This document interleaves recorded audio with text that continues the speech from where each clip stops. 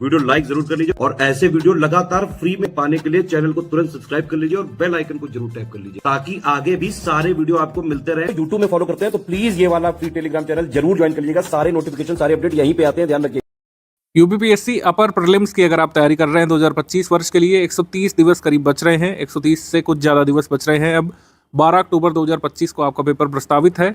Calendar के हिसाब से 130 दिवस में तैयारी हो सकती है। बिल्कुल प्रीलिम्स की अभी भी आप पूरी तैयारी कर सकते हैं हमारे साथ। हमारा पेड ग्रुप भी शुरू हुआ है 2 जून 2025 से। आप इसमें आकर के पूरी तैयारी कर सकते हैं। पूरी अध्ययन सामग्री आपको प्रीलिम्स की मिल जाएगी। मेंस का भी इसी डेट पर शुरू हुआ है। मेंस की भी तैयारी आप साथ साथ करते हुए चल सकते हैं। ये प्रीलिम्स का स्ट्रैटेजी वीडियो है। जो लोग 2 जून वाले ग्रुप में आ चुके हैं, इस पूरे वीडियो को ध्यान से शुरू से लेकर आखिर तक देखिएगा।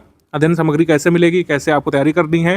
स्टडी फॉर सिविल सर्विसेज के स्टडी मटेरियल से, जो आपको 2 फॉर्म में मिलेगा, पीडीएफ स्टडी मटेरियल फॉर्म में और रिकॉर्डेड वीडियो लेक्चर फॉर्म में। उसको कैसे आप तैयार करेंगे कि आप प्रीलिम्स तक अपना पूरा सिलेबस कंप्लीट कर लें, इसके बारे में बात होगी। आइडियली 90 से 100 दिवस आपको केवल और केवल प्रीलिम्स के लिए देने होते हैं। अभी तक प्री मेंस के जो लोग साथ में तैयारी कर रहे थे, अब से कुछ दिवस बाद आपको डायरेक्टली प्रीलिम्स की तैयारी करनी पड़ेगी। तो एक कॉम्प्रिहेंसिव तैयारी कैसे कर सकते हैं आप? कुछ लोगों ने जो है दिसंबर से ही प्रीलिम्स की शुरुआत कर दी थी 2025 के लिए। 2024 प्रीलिम्स ओवर होने के बाद कुछ लोगों ने रिजल्ट के बाद तैयारी की थी और कुछ लोगों ने अभी भी तैयारी शुरू नहीं की है। कोई बात नहीं, अगर आपने अभी भी तैयारी शुरू नहीं की है, 2 जून से आने वाले पेड ग्रुप को ज्वाइन करके आप पूरा अगर स्टडी फॉर सिविल सर्विसेज को फॉलो करते हुए तैयारी करेंगे, रिलीजियसली कंटिन्यूसली, अगर 6 से 8 घंटे देते हुए तैयारी आप लोग अभी शुरू कर देंगे, अभी प्रीलिम्स निकाला जा सकता है। जैसा पेपर 2024 में आया था वैसा पेपर आ जाए, फैक्चुअल पेपर आ जाए, डिफिकल्ट लेवल का पेपर आ जाए, आप हमारे स्टडी मटेरियल से तैयारी करके कट ऑफ निकालने भर का अभी भी तैयार कर सकते हैं। पूरा स्ट्रैटेजी वीडियो ध्यान से देखिएगा शुरू से आखिर तक। 2024 में स्टडी फॉर सिविल सर्विसेज के छात्रों का सिलेक्शन अकारण ही नहीं हुआ। हमने सभी तरीके के सिनेरियो के लिए अपने टेस्ट सीरीज के माध्यम से, हमारी अध्ययन सामग्री के माध्यम से स्टूडेंट्स को हमने तैयार किया था कि आप डिफिकल्ट क्वेश्चंस के लिए भी तैयार रहें। डिफिकल्ट क्वेश्चंस कैसे आते हैं, कैसे उसको डील करेंगे, कैसे क्वेश्चन एक्चुअली डिफिकल्ट होते हैं, कहाँ से पढ़ा जाता है, क्या कंटेंट उसका होता है, उसका सारा प्रबंध हमने पहले ही कर रखा था अपने पेड बैचेस में। पेड क्विज में आप देख लें, टेस्ट सीरीज में देख लें, हमारे कंटेंट में वो सारे तथ्य डाले गए थे जो कई बार पूछे गए एग्जाम में और जिसकी लोगों को खबर तक नहीं थी। ठीक है, तो कई सारे सिनेरियो के लिए हम लोग तैयार करते हैं स्टूडेंट्स को। कई बार आप आरोप लगा सकते हैं कि कंटेंट वैसा है, ऐसा है, लंबे वीडियोस हैं, ज़्यादा पेजेस हैं, लेकिन हमेशा ही आप अगर ध्यान से पढ़ेंगे स्टडी फॉर सिविल सर्विसेज के कंटेंट को तो हर बार प्रीलिम्स क्लियर करेंगे अपना। आपका प्रीलिम्स रुकेगा नहीं कभी भी। कट ऑफ से ज़्यादा अंक लाएंगे, जो एग्जाम की डिमांड है उसको पूरा करेंगे और मेंस लिखेंगे। ऐसा ही 2024 में हुआ। आपको आश्चर्य हुआ होगा, लेकिन हमने 2019 के बाद से ही तैयारी ऐसी कराना शुरू कर दिया था कि चाहे आप ईजी पेपर के लिए बैठें, मॉडरेट पेपर आ जाए, डिफिकल्ट पेपर आ जाए, आप उसमें तोड़ करके आएंगे, कट ऑफ जो है आप निकाल करके आएंगे। ऐसा ही होता रहा है। और 2024 का पेपर आपके लिए भले ही थोड़ा सा अजीब रहा हो, हमारी टीम के लिए, हमारे स्टूडेंट्स के लिए नहीं था, क्योंकि ऐसी टेस्ट सीरीज तो हम बहुत पहले से बनाते हुए आ रहे हैं। कंसेप्ट अवधारणाओं पर आधारित जो प्रश्न पूछे गए थे, ठीक है, कई सारे कथन और कारण वाले सवाल आपको देखने को मिले थे। इजीली जो क्वेश्चन डबल स्टेटमेंट में आयोग पहले पूछा करता था या फिर 1 लाइनर फॉर्मेट में, उसको भी कथन कारण वाला ही बनाया गया था। तो ऐसे प्रश्न जो है हम स्टूडेंट्स को कराते रहे हैं। पेड क्विज में, टेस्ट सीरीज में हम कथन कारण के लिए ऐसे तैयार कर देते हैं स्टूडेंट्स को कि उनके लिए बहुत नया नहीं रहता है कथन कारण वाला सवाल, या फिर 4 स्टेटमेंट वाला सवाल, या फिर 5 स्टेटमेंट वाला सवाल। ऐसे सवाल सॉल्व करने के आदी हो जाते हैं हमारे स्टूडेंट्स। इसी वजह से उनको कुछ खासी कठिनाई नहीं होती है एग्जाम में। ऐसा आपके साथ भी होगा। इसके लिए मेहनत करनी पड़ती है, इसके लिए हमारी टीम मेहनत करती है। कथन कारण वाले सवाल बनाना इतना आसान नहीं होता है। कंटेंट से हमारी टीम बनाती है। हमारे टेस्ट सीरीज डिपार्टमेंट में जो है इस चीज़ का डिस्कशन होता है कि किस तरीके से न्यू पैटर्न वाले सवाल बनाए जाएँ, किस तरीके से डायनेमिक पैटर्न चल रहा है, किस तरीके से सरल सी अवधारणा को कठिन करके पूछा जा रहा है। ठीक है, क्या चीज़ पूछी जा सकती है, किस लिस्टिंग से सवाल बन सकता है, कैसा सवाल बनाना है, मैचिंग से कितने क्वेश्चन डालना है, मल्टीपल स्टेटमेंट वाले सवाल कितने डालना है, इन सब का बाकायदा डिस्कशन होता है। जबकि अन्य संस्थान क्या कर रहे हैं, वही पुराने PYQ को ऊपर नीचे करके, दाएं बाएं करके ऑप्शन तोड़ मरोड़ करके दे रहे हैं। ठीक है, उससे काम नहीं बनेगा, क्योंकि आयोग इस तरीके से काम नहीं कर रहा है। आपने खुद ही देखा है डबल स्टेटमेंट वाले कितने सारे सवाल थे, कथन कारण वाले कितने सवाल थे, मैचिंग वाले कितने सवाल थे, मेल करने वाले, ठीक है, 1 2 3 4 कोड से मिलाने वाले। तो इसके लिए पढ़ना भी पड़ेगा। स्टूडेंट्स का काम थोड़ा सा बढ़ गया है, लेकिन अगर आप हमारे संस्थान के साथ आए हैं, बस आपको मेहनत करते जाना है। सारा गाइडेंस यानी कि सिर्फ बोल वचन नहीं, स्टडी मटेरियल, ठीक है, पेड क्विज, टेस्ट सीरीज और जो हमारा डिस्कशन ग्रुप का गाइडेंस है, उस सबका लाभ लेते हुए आप अपना कट ऑफ निकाल सकते हैं। अभी आगे जैसे जैसे स्ट्रैटेजी बढ़ते जाएंगे, सब कुछ बताया जाएगा किस तरीके से शुरुआत करनी है। हमारे बैच में एक नियम होता है कि जैसे प्रीलिम्स वाले में आप आए हैं तो थोड़ा सा बेसिक आपको पढ़ना पड़ता है। बेसिक बुक्स वगैरह एक बार आपने कंप्लीट कर ली, सिर्फ एक रीडिंग यहाँ पर रिक्वायर्ड है। ऐसा नहीं कि बेसिक बुक से रटना है या फिर बेसिक बुक का हम कुछ अलग से कराएंगे। बेसिक बुक की एक बार रीडिंग अगर आप करे हुए हैं तो आपको अध्ययन सामग्री सोखने में, इम्बाइब करने में काफ़ी आसानी होती है। रिमेंबर करने में आसानी होती है, इसको आत्मसात करने में आसानी होती है। तो बेसिक बुक की एक बार रीडिंग अगर आप करें हैं तो जो कल से मटेरियल मिलने जा रहा है आपको 3 जून से, इसको अगर आप करते जाएंगे, जो भी मतलब पीपीटी की पीडीएफ नोट्स जो हम दे रहे हैं, पीडीएफ नोट्स जो पीपीटी को कन्वर्ट करके हम दे रहे हैं, जो क्लासेस दे रहे हैं वीडियो क्लासेस, उससे अगर आप करते जाएंगे क्लासेस और पीपीटी नोट्स से, तो पूरा प्रीलिम्स जो है इसी से हो जाएगा, अलग से कुछ भी पढ़ने की जरूरत नहीं पड़ेगी। हाँ, एक बार अगर आपने पढ़ा होगा बेसिक बुक पहले से, तो इस सबको समझने में आसानी हो जाएगी। ठीक है, अभी सब बताएंगे पीडीएफ नोट्स कैसे मिलेंगे, क्लासेस कैसे कैसे मिलेगी, कितना डेली बेसिस पर समय देना होगा, सब कुछ बताया जाएगा। अभी थोड़ा सा फ्लो में आगे बढ़ते चलते हैं। पेड ग्रुप के फीचर्स पहले बताएंगे शुरू में, ठीक है, कैसे कैसे आगे क्या क्या कराया जाएगा, पेड ग्रुप के रूल्स और रेगुलेशंस क्या क्या हैं, और फिर अंतिम हिस्से में किस तरीके से आपको पढ़ना है, कैसे जो है वीडियो लेक्चर देखने हैं, कैसे नोट मेकिंग कर सकते हैं और कैसे रिवीजन करना है। यूपीपीएससी की तैयारी करने के लिए जो लोग पहली बार आए हैं और अपना ग्रेजुएशन कंप्लीट करके आपने फॉर्म वगैरह फिल किया होगा, आप एक अनिवार्य शर्त यहाँ पर समझ लीजिए, यूपीपीएससी में या फिर किसी भी राज्य सेवा परीक्षा, जैसे बिहार में, एमपी में, हरियाणा में, उत्तराखंड में, या फिर किसी ने छत्तीसगढ़ में दिया होगा, स्वाध्ययन यानी सेल्फ स्टडी एक बहुत अनिवार्य शर्त है। स्वाध्ययन के बिना आप आगे नहीं बढ़ सकते हैं। सेल्फ स्टडी बहुत ही महत्वपूर्ण भूमिका निभाती है। इवन आजकल के वनडे एग्जाम्स में भी सेल्फ स्टडी की बहुत महत्वपूर्ण भूमिका है। बेस्ट कंटेंट तो होना ही चाहिए आपके पास, रेलिवेंट स्टडी मटेरियल होना चाहिए, रेलिवेंट प्रैक्टिस रिसोर्स होना चाहिए, गाइडेंस का भी बहुत महत्व है। लेकिन कुछ चीज़ें जो स्टूडेंट को अपने अंदर से जगानी पड़ती है, इसमें कोई बाहरी सपोर्ट आपको नहीं मिल सकता है, ना ही आप प्राप्त कर सकते हैं इसको, ना ही किसी भी बाहरी संस्थान से आप ये सेवाएं प्राप्त कर सकते हैं। तो स्वाध्ययन एक अभ्यास यानी कि प्रैक्टिस, और एक निरंतरता यानी कि कंसिस्टेंसी और डिसिप्लिन। निरंतरता, अभ्यास, डिसिप्लिन और स्वाध्ययन, ये आयाम आपने संभाल लिया तो फिर रेलिवेंट स्टडी मटेरियल देने का और कह सकते हैं बेस्ट प्रैक्टिस रिसोर्सेज देने का, बेस्ट गाइडेंस देने का काम हमारी टीम का है। और इसी वजह से आपने यहाँ पे एनरोलमेंट लिया है। आपने जो फीस सबमिट की है उसके लिए हम पूरा मतलब उसको उसके एवज में हम पूरा प्रयास करेंगे कि आप हमारे इंस्टीट्यूट में आते हैं तो आप निश्चित तौर पर सिलेक्ट हो। आप प्री वाले ग्रुप में आए तो प्री में सिलेक्ट हो, मेंस वाले ग्रुप में आए तो मेंस आपका जरूर निकले। फिर इंटरव्यू का गाइडेंस तो फ्री ऑफ कॉस्ट हमारे पूर्व के स्टूडेंट ही कर देते हैं, ज्ञान सर उसमें इन्वॉल्व होते हैं, वो अलग चीज़ है। लेकिन प्री मेंस में अगर आप हमारे यहाँ पर एनरोल हुए हैं तो हमारी टीम का प्रयास रहता है कि आप सिलेक्ट हो निश्चित तौर पर। लेकिन सिलेक्ट तभी होंगे जब दोनों आयामों पर काम होगा। एक आयाम है best study material, practice resources, यानी कि टेस्ट सीरीज पेड क्विज में बेस्ट क्वेश्चंस देना हमारा काम होगा। अच्छी तरीके से आपको गाइड करना, आपको मोटिवेटेड रखना, हर तरीके से आप मतलब ये प्रयास करना कि आप स्टडी में संलग्न रहे, ये हमारा काम होगा। ठीक है, कोई भी तथ्य छूटे नहीं, कोई भी कॉन्सेप्ट छूटे नहीं, इसके लिए प्रयास करना हमारी टीम का काम है। लेकिन ये जो 3 आयाम है, स्वाध्ययन, अभ्यास और निरंतरता, ये आपको जुटाना पड़ेगा और आपको कंट्रीब्यूट करना पड़ेगा इस आयाम पर, तभी हम और आप एक जो कॉमन गोल है आपके सिलेक्शन का, उसको अचीव कर पाएंगे। Study for civil services paid group के फीचर्स मैं आपको एक एक करके बता दे रहा हूँ। ये फीचर वेरी कर सकते हैं, जो पैकेज आपने लिया होगा टेलीग्राम में हमारी टीम से, उसके हिसाब से वेरी कर सकते हैं। जैसे फुल पेड ग्रुप है, उसको सारे फीचर मिलेंगे जो हम यहाँ पर बताने जा रहे हैं। ओनली करंट अफेयर वाले पेड बैच में आप तो करंट अफेयर वाले फीचर मिलेंगे। Test series with current affair वाले में तो टेस्ट सीरीज और करंट अफेयर के फीचर मिलेंगे। और ऐसे ही हर ग्रुप के लिए है। जो भी पैकेज आपने लिया होगा और जो कमिटमेंट हमारी टीम ने आपसे किया होगा फी पेमेंट कराने से पहले, वही चीज़ें आपको इस ग्रुप में मिलेंगी। जो फीचर मैं आपको बताने जा रहा हूँ ये फुल पेड ग्रुप पे है, यानी सारे फीचर्स जो एक फुल पेड ग्रुप मेंबर को मिलते हैं वो मैं इसमें बताने जा रहा हूँ। इसको एक बार अच्छे से समझ लीजिए, क्योंकि कई बार आप लोग बार बार पूछा करते हैं। तो इस ग्रुप में डेली करंट अफेयर की पीडीएफ जो है पेड ग्रुप मेंबर्स को मिलती है। फुल पेड वालों को दोपहर 3 से 4 बजे तक आ जाती है। डेली करंट अफेयर का उद्देश्य ये रहता है कि यूपीपीएससी के लिए जितने भी करंट अफेयर आपको पढ़ने चाहिए डेली बेसिस पर, तो आप पढ़ें। आपको कोई न्यूज़पेपर वगैरह पढ़ने की जरूरत नहीं पड़ेगी, किसी अन्य न्यूज़ एजेंसी को फॉलो करने की जरूरत नहीं पड़ेगी, किसी लोकल अखबार को भी नहीं फॉलो करना है, क्योंकि करंट अफेयर जो है उसमें इतने सारे सोर्स लोग बता देते हैं कि कई बार स्टूडेंट का स्टैटिक ही रह जाता है, पूरे साल भर वो करंट अफेयर ही पढ़ता रह जाता है। तो इसका सिंगल सोल्यूशन हमने निकाला है कि सारे तरीके करंट अफेयर जो आपको पढ़ने जरूरी है, चाहे वो डेली करंट अफेयर हो, चाहे prelim specific monthly current affair हो, चाहे उसकी प्रैक्टिस के लिए टॉप 5 रेट क्वेश्चन हम देते हैं। हम लोग 3 तरीके के करंट अफेयर अपने ग्रुप में देते हैं, इसके बारे में पहले समझ लीजिए। तो डेली करंट अफेयर जो है आता है, कभी गैप होता है, जैसे कोई नेशनल हॉलीडे पड़ गया, संडे को नहीं आता है तो नेक्स्ट डे कवर होता है, तो संडे का मंडे को कवर होता है। कोई हॉलीडे पड़ गया, उस दिन कोई इंपॉर्टेंट इवेंट हुआ, कोई नई स्कीम अनाउंस की गई, तो उस हॉलीडे के अगले दिन की न्यूज़ में वो कवर कर लिया जाता है। तो करंट अफेयर डेली बेसिस पर आपको मिलता रहता है। आपको अलग से कोई यूट्यूब चैनल फॉलो करने की आवश्यकता नहीं पड़ती है, कोई टेलीग्राम फॉलो करने की जरूरत नहीं पड़ती है, और खुद से कोई न्यूज़पेपर एनालिसिस पढ़ने की जरूरत नहीं पड़ती है। जो यहाँ पे एक पीडीएफ आएगी बस उसी को कंप्लीट करना है, तो इसका मतलब आपने उस दिन का डेली करंट अफेयर कंप्लीट कर लिया। मंथली करंट अफेयर आता है। मंथली करंट अफेयर में 3 पीडीएफ मिलती है हर मंथ। अब प्री स्पेशल का पीडीएफ मिलता है। प्री स्पेशल पीडीएफ से ही डायरेक्टली एग्जाम में क्वेश्चन आते हैं, तो कई सारे स्क्रीनशॉट हम साझा करते हैं एग्जाम के दिन, वो करंट अफेयर के क्वेश्चन दिखाते हुए कि करंट अफेयर के सवाल जो पूछे गए हैं एग्जाम में वो कहाँ से आए हैं, वो हम प्री स्पेशल वाली करंट अफेयर से ही स्क्रीनशॉट लेकर के आपको शो करते हैं। तो 3 पीडीएफ मिलती है। एक प्री स्पेशल वाली होती है, एक डेली का मंथली कंपाइलेशन होता है। जो डेली करंट अफेयर आता है उसका आप रिवीजन कर सके मेंस के लिए, उसके लिए डेली का मंथली कंपाइलेशन हम लोग देते हैं।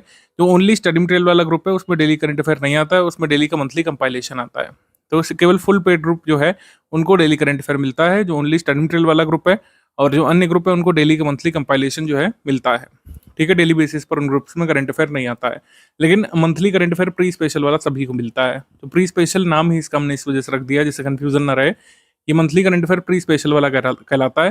जैसे कल 4 मार्च है, ठीक है, मतलब सपोज करिए कोई भी दिन है, 4 मार्च है या फिर आगे 4 मई है या फिर जो भी मंथ है, तो हर मंथ की 4 तारीख को आपको पीडीएफ मिल जाती है। 4 मार्च को आपको पूरा 1 फेब से लेकर 28 फेब तक का करंट अफेयर कवर करते हुए आपको पीडीएफ दे दी गई होगी 4 मार्च को। तो ऐसे ही मार्च की करंट अफेयर आपको 4 अप्रैल को मिल जाती है, अप्रैल की करंट अफेयर 4 मई को मिल जाती है। तो हर मंथ की 4 तारीख को आपको पिछले मंथ की total pre special current affair मिल जाया करती है। ये साइकिल आगे भी चलती रहेगी। अप्रैल करंट अफेयर मई में, मई का करंट अफेयर जो है जून में 4 तारीख तक, इस तरीके से आगे आपको मिलता रहता है।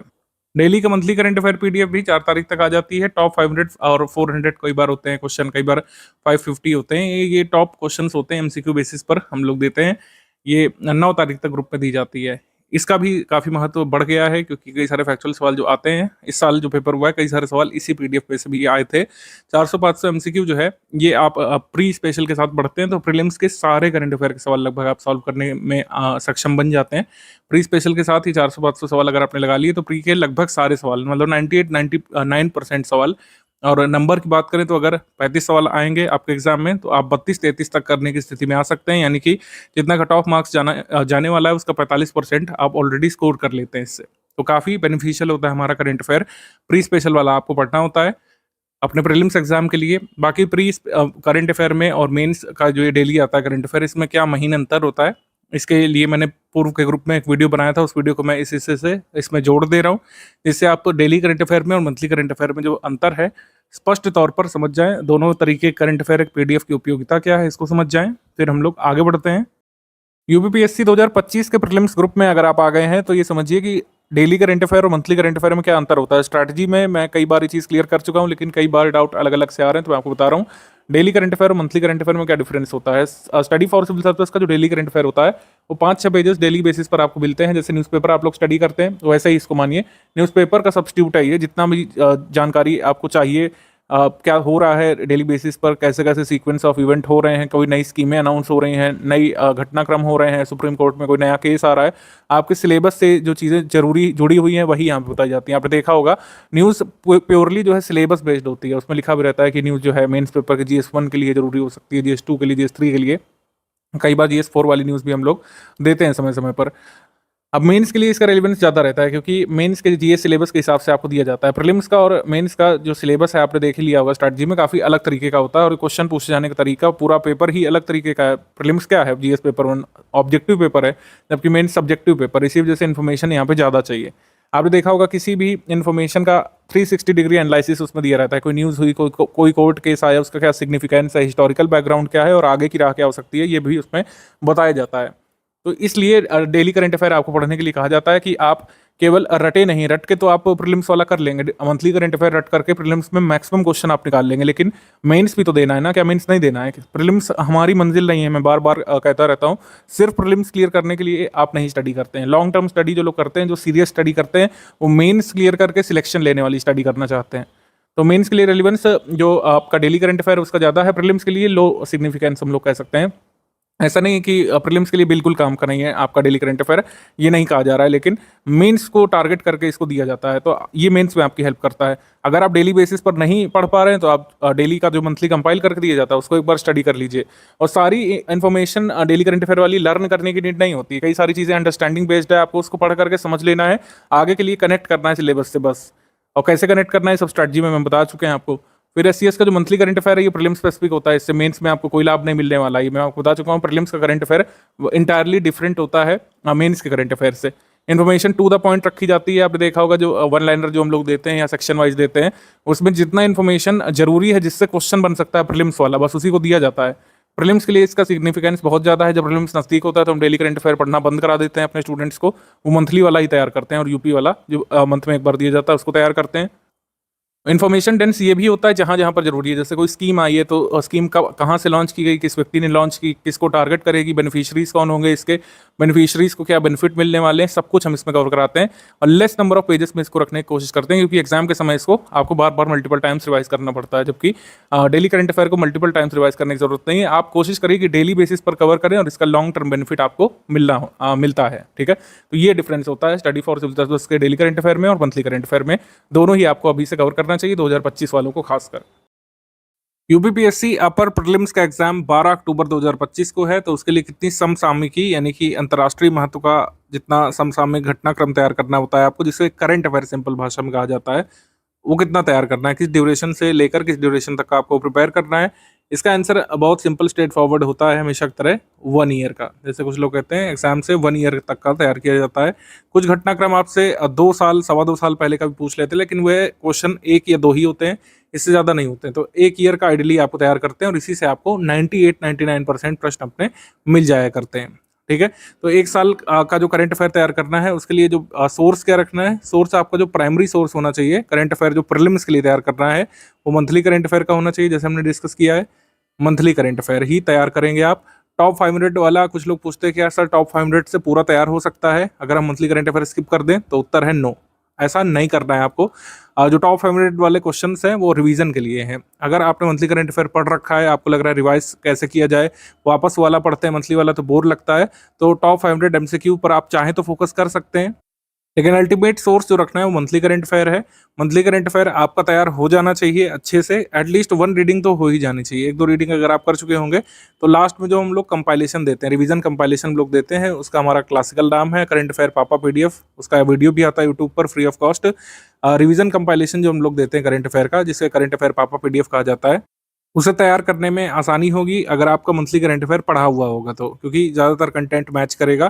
करंट अफेयर अगर आप एक कह सकते हैं क्रम से पढ़ते हुए आ रहे होंगे, चाहे पीछे से शुरू करें चाहे आगे से, चाहे जो आप शुरू कर लें अक्टूबर से, अक्टूबर 2024 से, चाहे आप शुरू कर लें इस साल से, जब से आपने ग्रुप ज्वाइन किया होगा उस साल से शुरू कर लें, उस मंथ से, चाहे आप पीछे शुरू कर लें। अगर आप क्रम से समसामयिकी पढ़े होंगे तो जो करंट अफेयर का रिवीजन कंपाइलेशन हम लोग देंगे उसको इम्बाइब करने में आसानी हो जाएगी। अगर आप नहीं पढ़े होंगे तो थोड़ा सा ज़्यादा मेहनत इसमें करना पड़ेगा। मतलब कुल मिलाकर बात ये, करंट अफेयर जितना भी आना है एग्जाम में, प्रीवियस ईयर क्वेश्चन को अगर एनालाइज किया जाए तो करंट अफेयर के 32 से 35 सवाल तक आ सकते हैं। अगर उत्तर प्रदेश करंट अफेयर को इसमें जोड़ दें हम लोग, तो 32 से 35 सवाल जितने भी आने हैं उसका पूरा आपको स्टडी मटेरियल हमारे यहाँ पर ही मिल जाएगा। मंथली पीडीएफ तैयार करना है आपको, इसके लिए मंथली पीडीएफ तैयार करने के बाद जो करंट अफेयर का कंपाइलेशन रिवीजन वाला हम लोग दे देंगे, जैसे करंट पापा पीडीएफ कह रहे हैं, तो उसको तैयार करने के बाद आप ऐसी स्थिति में होंगे तो मान लीजिए कि 32 सवाल आ जाते हैं करंट अफेयर के सब मिला करके, तो 29 से 31 सवाल करने की स्थिति में आप हो चुके होंगे। ये दावा नहीं कर रहा हूं मैं, ये खोखली बातें नहीं है, ऐसा कई बार हम लोग कर चुके हैं, ये हर साल होता है। हमारी टीम साल भर मेहनत करती है, मंथली करंट अफेयर तैयार करती है, करंट अफेयर कंपाइलेशन तैयार करती है और उससे हर बार क्वेश्चन आ जाते हैं एग्जाम में। और ये चैलेंज भी होता है हर साल यूपीपीएससी के ऊपर कि वो ऐसे पेपर बनाए कि स्टडी फॉर सिविल सर्विसेज का करंट अफेयर ना फंसे, लेकिन ऐसा अभी तक तो नहीं हुआ है। तो करंट अफेयर के कंपाइलेशन पर आप पूरी तरीके से रिलाई कर सकते हैं। मंथली पीडीएफ की 1 रीडिंग एक बार रिकमेंडेड है जरूर, करंट अफेयर को आखिरी के लिए नहीं रखिए, कभी भी ऐसा नहीं करना होता है, क्योंकि जो टेस्ट सीरीज वगैरह होगी उसमें भी करंट अफेयर के सवाल होंगे। करंट अफेयर के मंथली जो कह सकते हैं हमारे पीडीएफ है, उसका एक बार अगर आपने रीडिंग किया होगा तो जो कंपाइलेशन हम लोग देंगे करंट अफेयर का पापा देंगे हम लोग, पापा रिवीजन पीडीएफ, उसको तैयार करने में आसानी हो जाएगी आपको और मैक्सिमम सवाल करने की स्थिति में होंगे। क्योंकि लास्ट में काफ़ी हौच पौच होता है, आप जीएस तैयार करेंगे कि करंट अफेयर रिवाइज करेंगे कि बारीकियां सुधारेंगे, किसी साइड की तरफ ध्यान देंगे, तो कोशिश करिए कि एक बार मंथली पीडीएफ पढ़ी हो, तो जो लास्ट में कंपाइलेशन हम लोग देंगे उसको रटना, तैयार करना या फिर कह सकते हैं इम्बाइब करना आसान हो जाएगा। करंट अफेयर डेली वाला मंथली वाला किस तरीके से अलग है एक दूसरे से, और सभी तरीके करंट अफेयर की उपयोगिता क्या है, सब हमने आपको समझा दिया है। अब डाउट क्लियरेंस के बारे में बात कर लेते हैं। डाउट क्लियरेंस का support full paid group members को ही मिलता है, क्योंकि जो फुल पेड ग्रुप के मेंबर्स होते हैं वो 3 ग्रुप में ऐड किए जाते हैं। फुल पेड ग्रुप मेंबर्स को हम 3 ग्रुप में ऐड करते हैं, एक तो स्टडी मटेरियल वाला ग्रुप होता है और एक डाउट क्लियरेंस वाला ग्रुप होता है। डाउट क्लियरेंस ग्रुप में आप अपने डाउट्स पूछ सकते हैं। डाउट कैसे डाउट, कुछ लोग पूछते हैं सर क्या पूछ सकते हैं उसमें, आप उसमें स्टडी मटेरियल संबंधी कोई डाउट पूछ सकते हैं। यूपीपीएससी अपर प्रीलिम्स सिलेबस के दायरे में जो भी चीज़ आती है उससे संबंधित आप डाउट पूछ सकते हैं। मेंस के डाउट यहाँ पे नहीं बताए जा सकते हैं। प्री संबंधित कोई भी डाउट आप यहाँ पर पूछेंगे उसको ज़रा भी मना नहीं किया जाएगा, और जब तक आप समझ नहीं जाते जिस हद तक, उस हद तक समझाने का प्रयास हमारी एडमिन टीम करती है। आप कोई कंसेप्ट नहीं सोच पा रहे हैं, कोई फैक्चुअल जानकारी आपके नहीं समझ में आ पा रही है, किसी पीवाईक्यू में फंस रहे हैं, किसी कंसेप्चुअल पार्ट में फंस रहे हैं, किसी फैक्चुअल पार्ट में आपको डाउट है चौरी चौरा कांड की एग्जैक्ट डेट क्या है, आपको डाउट है कि रॉलेट एक्ट कब आया था, रॉलेट सत्याग्रह कब हुआ था, उसका सिग्निफिकेंस क्या है, जो व्यक्तिगत सत्याग्रह हुआ था वो क्यों हुआ था, उसका सिग्निफिकेंस क्या है, आपको ज्योग्राफी में कोई कंसेप्ट नहीं समझ में आ रहा है, कोई जलवायु नहीं समझ में आ रही है, मानसून की अवधारणा नहीं समझ में आ रही है, जो भी सिलेबस में आता है वो आप पूछ सकते हैं। इसमें प्रीलिम सिलेबस संबंधित कोई भी डाउट यहाँ पर रख सकते हैं, उसको बताया जाता है और विद इन 6 आवर्स बताया जाता है। ये टाइम लिमिट हमारी टीम ने डिसाइड की है विद इन 6 आवर्स, यानी 6 आवर्स की मैक्सिमम लिमिट है आपको डाउट बताए जाने की। 6 घंटे तक आप वेट करेंगे, आपको डाउट का रिप्लाई दिया जाएगा, लेकिन इसका मतलब ये नहीं कि सारे डाउट 6 घंटे बाद बताए जाएंगे। ये मैक्सिमम टाइम लिमिट है, किसी भी हाल में 6 घंटे के भीतर तो डाउट सॉल्व किया ही जाएगा। लेकिन अगर आप दिन के समय में वर्किंग आवर्स में पूछेंगे तो जरा भी वेट नहीं करना पड़ता है, 2-2 4-4 मिनट की फ्रीक्वेंसी पर कई बार तुरंत ही आपको अपने डाउट का रिप्लाई मिल जाता है। तो जिन लोगों ने फुल पेड ग्रुप ज्वाइन किया उनको 3 ग्रुप से जोड़ा जाता है। तो डाउट क्लियरेंस वाला ग्रुप हो गया, एक स्टडी मटेरियल वाला ग्रुप हो गया जिसमें daily current affair, monthly current affair, आगे जो प्रीलिम स्पेसिफिक स्टडी मटेरियल आएगा वो मिलता रहता है, स्पेशल पीडीएफ मिलती हैं, स्कीम्स की पीडीएफ और भी कई सारे स्टडी मटेरियल की पीडीएफ उस स्टडी मटेरियल वाला ग्रुप में मिलती है। मान लीजिए आपने सिर्फ जो है करंट अफेयर का स्टडी मटेरियल ज्वाइन किया है तो करंट अफेयर से संबंधित स्टडी मटेरियल मिलेगा, स्टैटिक का उसमें नहीं मिलेगा। तो इसी तरीके से स्टडी मटेरियल ग्रुप एक होता है, स्टडी मटेरियल ग्रुप, और एक होता है doubt clearance group. Doubt clearance group सिर्फ फुल पेड ग्रुप मेंबर्स के पास होता है, ठीक है। और क्विज ग्रुप होता है, क्विज ग्रुप में क्विज कराई जाती है, आप उसमें क्विज अटेम्प्ट करते हैं। क्विज ग्रुप में कोई स्टडी मटेरियल नहीं डालते हम लोग, क्विज ग्रुप में कई बार ऑडियो मैसेज हम लोग डालते हैं अगर हमको कोई कॉमन मैसेज हमारे पेड ग्रुप मेंबर्स को देना होता है। तो हमारा सिस्टम इसी तरीके से वर्क करता है। काफ़ी सारे लोग फैमिलियर भी हैं जो पहले ज्वाइन कर चुके हैं कि आपको ग्रुप में ज्वाइन करते ही सबसे पहले स्ट्रैटेजी वीडियो देखना पड़ता है, जो आप ऑलरेडी देख रहे हैं। स्ट्रैटेजी वीडियो शुरू से आखिर तक देखना पड़ता है। सारे डाउट जो आपके मन में उत्पन्न हो सकते हैं, कैसे पढ़ें सर, कैसे शुरुआत करें, डेली कितना पढ़ें, कैसे स्टडी हमारी आगे जाएगी, 3 स्टेज की स्ट्रैटेजी क्या है, सारी चीज़ें इसमें बताई जाती हैं। फिर पेड ग्रुप में स्टडी मटेरियल वाला वीडियो देखना पड़ेगा आपको, वो मैं पहले ही रिकॉर्ड कर लेता हूँ पहले ग्रुप के क्रिएशन के साथ ही, और वही आगे बढ़ता रहता है क्योंकि उसमें बेसिक बातें बताई जाती है, किस तरीके से आपको पीडीएफ ओपन करना है, किस तरीके से आप जो है पीडीएफ सेंड कर सकते हैं अपने पर्सनल डिवाइस में, कैसे प्रिंट कर सकते हैं पीडीएफ को, क्विज कैसे अटेम्प्ट की जाती है, पीडीएफ ओपन कैसे की जाती है, शेयर कैसे की जाती है, डाउनलोड कैसे की जाती है, सारी चीज़ें उसमें बताई जाती हैं। टेलीग्राम फीचर्स, उसमें बेसिकली कुछ टेक्निकल क्लरिकल बातें बताई जाती हैं। पेड ग्रुप में स्टडी मटेरियल कैसे देखे वाली वीडियो में स्ट्रैटेजी वगैरह नहीं बताई जाती, कैसे एग्जाम क्लियर करना है, ये सब ये हम फर्स्ट वीडियो में ही बता देते हैं। तो दोनों वीडियोस देखने के बाद आप अपनी स्टडी रिज्यूम कर सकते हैं। तो डाउट क्लियरेंस ग्रुप लगातार चलता रहता है आपके पेड ग्रुप में जुड़ने के साथ ही। लेकिन हमने एक नई चीज़ शुरू की है, एक बार यूपीपीएससी स्पेसिफिक लाइव डिस्कशन भी हम लोग करते हैं, और जब जब जरूरी समझते हैं इसको करते हैं। मंथ में एक बार तो मैंडेटरी करते ही है, अदरवाइज जब जब नेसेसरी होता है इसको हम लोग शुरू करते हैं। इनिशिएट करने के बाद आपको एक मैसेज जाता है टेलीग्राम में और आप उसको लाइव ज्वाइन कर सकते हैं।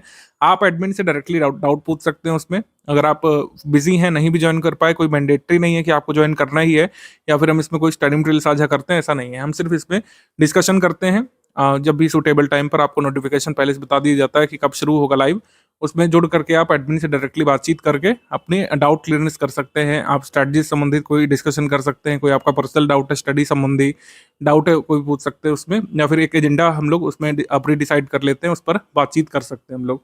तो पार्टिसिपेशन मैंडेटरी नहीं है। आप बिजी हैं, आप ऑफिस में हैं, आप हाउसवाइफ हैं, नहीं सुन दे सकते हैं, तो आपको उसकी रिकॉर्डिंग मिल जाएगी सेशन की, आप उसको सुन सकते हैं बाद में। यूपी का मंथली करंट अफेयर भी हम लोग देते हैं। देखिए 2024 वाले में कोई भी सवाल नहीं आया यूपी करंट अफेयर से, ऐसा नहीं है कि आगे भी नहीं आएगा। प्रीवियस ईयर एनालिसिस कहती है कि यूपी करंट अफेयर भी जरूरी होता है, 2-3 प्रश्न इससे पहले आ जाया करते थे। 2024 में नहीं पूछा तो इसका आशय ये नहीं है कि आगे भी नहीं पूछेंगे। 2024 के बाद का जो एग्जाम है, जैसे 2025 में एग्जाम होगा, 26 में, और बल्कि तो मेंस के लिए तो जरूरी है ही। तो मेंस के लिए तो यूपी करंट अफेयर पढ़ना ही है। तो यूपी करंट अफेयर की पीडीएफ भी रेगुलरली हम लोग देते हैं, ठीक है। प्री मेंस दोनों के लिए जरूरी है यूपी स्पेशल की पीडीएफ करंट अफेयर की जो आती है, ये हर मंथ में 12 या 13 तारीख को आपके ग्रुप में मिल जाती है। उसको लगातार पढ़ते हुए चलना है आपको। प्री में नहीं काम आएगा तो मेंस में आएगा, कहीं ना कहीं वो करंट अफेयर काम आता ही है। CSAT के लिए भी कुछ कुछ इनिशिएटिव हमारे चलते रहते हैं, जैसे 50 क्वेश्चन की प्रैक्टिस हम लोग इसमें कराते रहते हैं। उसका डाउट क्लियरेंस आप करा सकते हैं। डाउट क्लियरेंस वाले ग्रुप में हम आयोग और उनके ऑफिशियल सिलेबस के फॉलोअर हैं। ये ज्ञान सर को आपने कहते हुए सुना होगा, उसी को सर ने यहाँ पे लिख भी दिया। जो ऑफिशियल सोर्सेज माने जाते हैं उसी को हम फॉलो करते हुए अपना स्टडी मटेरियल डेवलप करते हैं, अपने प्रैक्टिस रिसोर्सेज को डिजाइन करते हैं। NCERT, PIB, मिनिस्ट्री की रिपोर्ट्स वगैरह हो गए, miscellaneous data, budget, economic survey, सभी जो ऑफिशियल टेक्स्ट होते हैं जिसको सरकार रिकग्नाइज करती है और आयोग भी रिकग्नाइज करने के लिए बाध्य है, उन्हीं सब चीज़ों से हम लोग पढ़ाते हैं, ठीक है। हम लोग पुराने घिसे पिटे सोर्सेज PYQ वगैरह का नहीं यूज़ करते हैं, जिनको बार बार अपडेट करने की जरूरत होती है, लेकिन लोग करते नहीं है, हम करते हैं एक्चुअली, क्योंकि इस बार भी आप देखेंगे कई सारे लोग क्लेम कर रहे हैं कि 12-14 तक क्वेश्चन गलत हैं, वो एक्चुअली गलत हैं, उन लोग को ऑफिशियल सोर्सेज से ही पता है। जो क्वेश्चन गलत है वो भी मैंने डिस्कस किए थे वीडियो की शुरुआत में, 1 और 2 क्वेश्चन आप बढ़ा लीजिए, 3-4 क्वेश्चन से ज़्यादा डाउट नहीं है। मतलब 3-4 क्वेश्चन से ज़्यादा इस बार भी डाउटफुल नहीं है, 2023 में भी नहीं थे, 2022 में भी नहीं थे, 3-4 से ज़्यादा डाउटफुल होते ही नहीं है कभी। तो हम जो क्या काम करते हैं, ऑफिशियल सिलेबस को फॉलो करते हुए और आयोग जिन सोर्सेज को मानता रहा है उनको फॉलो करते हुए हमारा कंटेंट बनाते हैं, इसीलिए हमारा कंटेंट फुल प्रूफ होता है। कई बार लोगों को कन्फ्यूजन भी होती है, उसको हम लोग क्लियर कर देते हैं। ऐसा नहीं है कि 101% जो है फुल प्रूफ कोई भी मटेरियल हो सकता है, कोई भी प्रिंटेड सामग्री है उसमें एरर की गुंजाइश होती है, टाइपिंग एरर, ठीक है, ग्रामेटिकल एरर की गुंजाइश होती है, सिंटेक्सियल एरर की गुंजाइश होती है, उसको हम लोग प्री से पहले सही कर लेते हैं। तो बार बार इसमें डाउट करने की जरूरत नहीं है। अगर आप ट्रस्ट करके ग्रुप में आए तो आपको ट्रस्ट करना चाहिए। स्टडी फॉर सिविल सर्विस पिछले 8-9 वर्षों से ऑनलाइन प्लेटफॉर्म पर सर्वाधिक सिलेक्शन देने वाला इंस्टीट्यूट रहा है और ये काम जो है एक मेहनत से सिस्टमेटिक तरीके से आगे बढ़ते हुए ईमानदारी से कंसिस्टेंसी के साथ हमारी टीम ने अचीव किया है और आप इस पर ट्रस्ट कर सकते हैं। तो सारी चीज़ें फुल प्रूफ करके दी जाती हैं। अगर कोई थोड़ा बहुत एरर रह भी गया तो उसको हम लोग एग्जाम से काफ़ी दिन पहले आपको सही करा देते हैं। हम आपसे एक रिक्वेस्ट जरूर करेंगे कि हमारा ऑनलाइन प्लेटफॉर्म है, थर्ड पार्टी ऐप पर चलता है टेलीग्राम पर, तो टेलीग्राम के बेसिक फीचर्स क्या है उसको समझ लीजिए। कई बार आपकी फाइल डाउनलोड नहीं होती है या उसमें डाउनलोडिंग शुरू नहीं होती है या फिर डाउनलोड होने के बाद खुलती नहीं है, तो इसका सिंपल सोल्यूशन है, कैश मेमोरी वाले सेक्शन पे जाइए आप, डेटा एंड स्टोरेज सेटिंग में, तो कैश मेमोरी आप क्लियर कर लेंगे तो फिर से पीडीएफ डाउनलोड होने लगेगी, ओपन होने लगेगी। टेलीग्राम को अनइंस्टॉल करके फिर से लॉगिन कर लीजिएगा, टेलीग्राम आपका अच्छे से नहीं चल रहा है आपके डिवाइस में। टेलीग्राम जो है डेस्कटॉप पर भी चल जाता है, विंडोज में भी चल जाता है, मतलब मैक में भी चल जाता है और iOS में भी कई चल जाता है आसानी से। iOS में अगर टेलीग्राम ऑपरेट अगर आप करेंगे तो मैं रिकमेंड करूंगा कि उसका वेब वर्जन यूज़ करिए, ठीक है। टेलीग्राम का नेटिव ऐप यूज़ करने की जगह उसका वेब वर्जन यूज़ करेंगे तो ज़्यादा फायदे में रहेंगे, उसमें ज़्यादा फीचर्स हैं और क्रैश भी कम होता है। तो आईफोन या आईपैड या फिर और भी कोई डिवाइस अगर आप एप्पल द्वारा बनाए गए यूज़ करते हैं तो टेलीग्राम के वेब वर्जन का इस्तेमाल करिएगा, मेरा रिकमेंडेशन रहेगा इसमें। ग्रुप में ज्वाइन करते ही आपको जो सबसे पहला मैसेज देखना चाहिए वो पिंड कमेंट में देखना चाहिए। पिंड कमेंट में जो है सारी चीज़ें दी रहती हैं। सबसे पहले स्टार्ट वीडियो का लिंक, फिर पेड ग्रुप में स्टडी मटेरियल कैसे देखें का लिंक दिया रहता है, फिर स्टेप बाय स्टेप मैसेज का लिंक दिया रहता है। कई सारे जरूरी लिंक उसमें गिवन रहते हैं। उसको रिपोर्ट स्पैम नहीं करना है आपको और वहाँ पर जो क्रॉस लिख करके आता है उसको क्रॉस पर क्लिक मत करिएगा, वरना पिंड मैसेज आपका रिमूव हो जाएगा वहाँ से, फिर आपको दिक्कत होती है। ये जो पॉइंट नंबर 11 है इसको अच्छे से समझ लीजिए। R&D यानी रिसर्च एंड डेवलपमेंट आपको नहीं करना है, आपको यहाँ पर पढ़ना है, स्ट्रैटेजी फॉलो करना है, हमारे स्टडी मटेरियल को फॉलो करना है। कितनी बार लगातार हम लोग प्रूफ दे चुके हैं, पिछली बार मैंने बताया था, जिन लोगों ने माना उनका सिलेक्शन भी हुआ है। ये सिर्फ जितना दिया जा रहा है उतना पढ़ाई कर रहे हैं आपको और आपका कट ऑफ निकल जाएगा। फालतू में R&D करेंगे आप, अपना टाइम वेस्ट करेंगे और जो बहुमूल्य समय आप व्यतीत कर सकते थे स्टडी मटेरियल को पढ़ने में, वो समय धीरे धीरे चला जाता जाएगा। तो जो भी क्वेश्चन हम कराएंगे, जो भी टेस्ट सीरीज में सवाल हम पूछेंगे, हमारे स्टडी मटेरियल में जो भी डायग्राम वगैरह आगे बना होगा वो बिल्कुल अच्छे से स्टडी करके ही बनाया गया है, ये बात मन में बैठा लीजिए। मैंने कहा सिंटेक्शियल एरर हो सकती है, ग्रामेटिकल एरर हो सकती है, ठीक है, फैक्चुअल एरर होने की गुंजाइश बहुत ही कम होती है, स्पेलिंग एरर हो सकती है, उसको हम लोग सही करा देते हैं। R&D आपको नहीं करना है और गूगल भी आपको नहीं करना है। हर चीज़ गूगल से चेक करने वाले लोग जो होते हैं, जो फर्स्ट टाइमर्स होते हैं, उनके साथ बड़ी समस्या रहती है। वो हर चीज़ गूगल करना चाहते हैं जबकि गूगल पर सही रिजल्ट नहीं आता है। गूगल SEO पर काम करता है, सर्च इंजन ऑप्टिमाइजेशन पर। कोई भी पुरानी साइट जिसका SEO ऑप्टिमाइज्ड है वो रिजल्ट पहले शो होता है, तो इसका मतलब ये नहीं कि वो सही डेटा है। भारत में आयरन ओर के रिजर्व में टॉप पर कौन है, इस समय सर्च करिए, आपको हर जगह अलग अलग डेटा मिलेगा। भारत में जो है कह सकते हैं सिल्वर का टॉप प्रोड्यूसर स्टेट कौन सा है, इसमें आपको अलग अलग डेटा मिलेगा, ऐसे ही कोल में मिलेगा। तो ये सारी चीज़ें हम आपको मिसलेनियस में देते हैं और वही एग्जाम में सही माना जाता है हमेशा ही, ठीक है। हिस्ट्री के आप फैक्ट ले लीजिए, कई बार आप खोजते रह जाते हैं, वो आपको नहीं मिलता है, लेकिन हमारे स्टडी मटेरियल में वो दिया रहता है वो चीज़। तो कहने का मतलब ये क्या है कि हमने अपने स्टडी मटेरियल को इतना फुल प्रूफ किया है, इतने सारे लोगों की कंटेंट टीम उस पर लगी हुई है, वो हजारों बार उस चीज़ को गूगल करके सही रिजल्ट ढूंढ के लिख चुके हैं। लेकिन अगर आप पहली बार करेंगे तो जाहिर सी बात है आप कंफ्यूज होंगे और हमारी एडमिन टीम को भी कई बार कंफ्यूज करने की कोशिश करेंगे कि सर गूगल तो ये दे रहा है। कई सारे लोगों का ये डाउट होता है कि सर गूगल पर तो ये आ रहा है। तो ऐसा नहीं है कि वो हर बार सही है, गूगल पर सही रिजल्ट कई बार आ जाता है शुरू में, लेकिन हर बार ऐसा हो ये पॉसिबल नहीं है। तो गूगल या तो सर्च करना आप ठीक से सीखें या तो हमारे डेटा को मानते हुए आगे बढ़िए, यही एक रास्ता है। जो लोग फर्स्ट टाइमर्स हैं उनके साथ ये भी समस्या रहती है कि वो सारे सवाल सॉल्व करना चाहते हैं, जबकि एग्जाम की डिमांड ये नहीं है। इस बार कट ऑफ कितना गया, जैसे मैंने बताया 76 से 79 क्वेश्चन के बीच सभी का हो गया, लेकिन टोटल क्वेश्चन कितने आते हैं? 150। चलिए मान लेते हैं कि 2-4 इसमें डिस्प्यूटेड भी है, लेकिन 146 से 147 क्वेश्चन में आपको जो है 51-52% ही सही क्वेश्चन निकालने, नेगेटिव मार्किंग का इफेक्ट हटा करके, 1/3 की नेगेटिव मार्किंग है, तो इसको निगेट करके आपको 76 से 79 के बीच पहुंचना है। तो इसका मतलब है काफी सारे क्वेश्चन आपको एग्जाम में छोड़ने भी पड़ेंगे।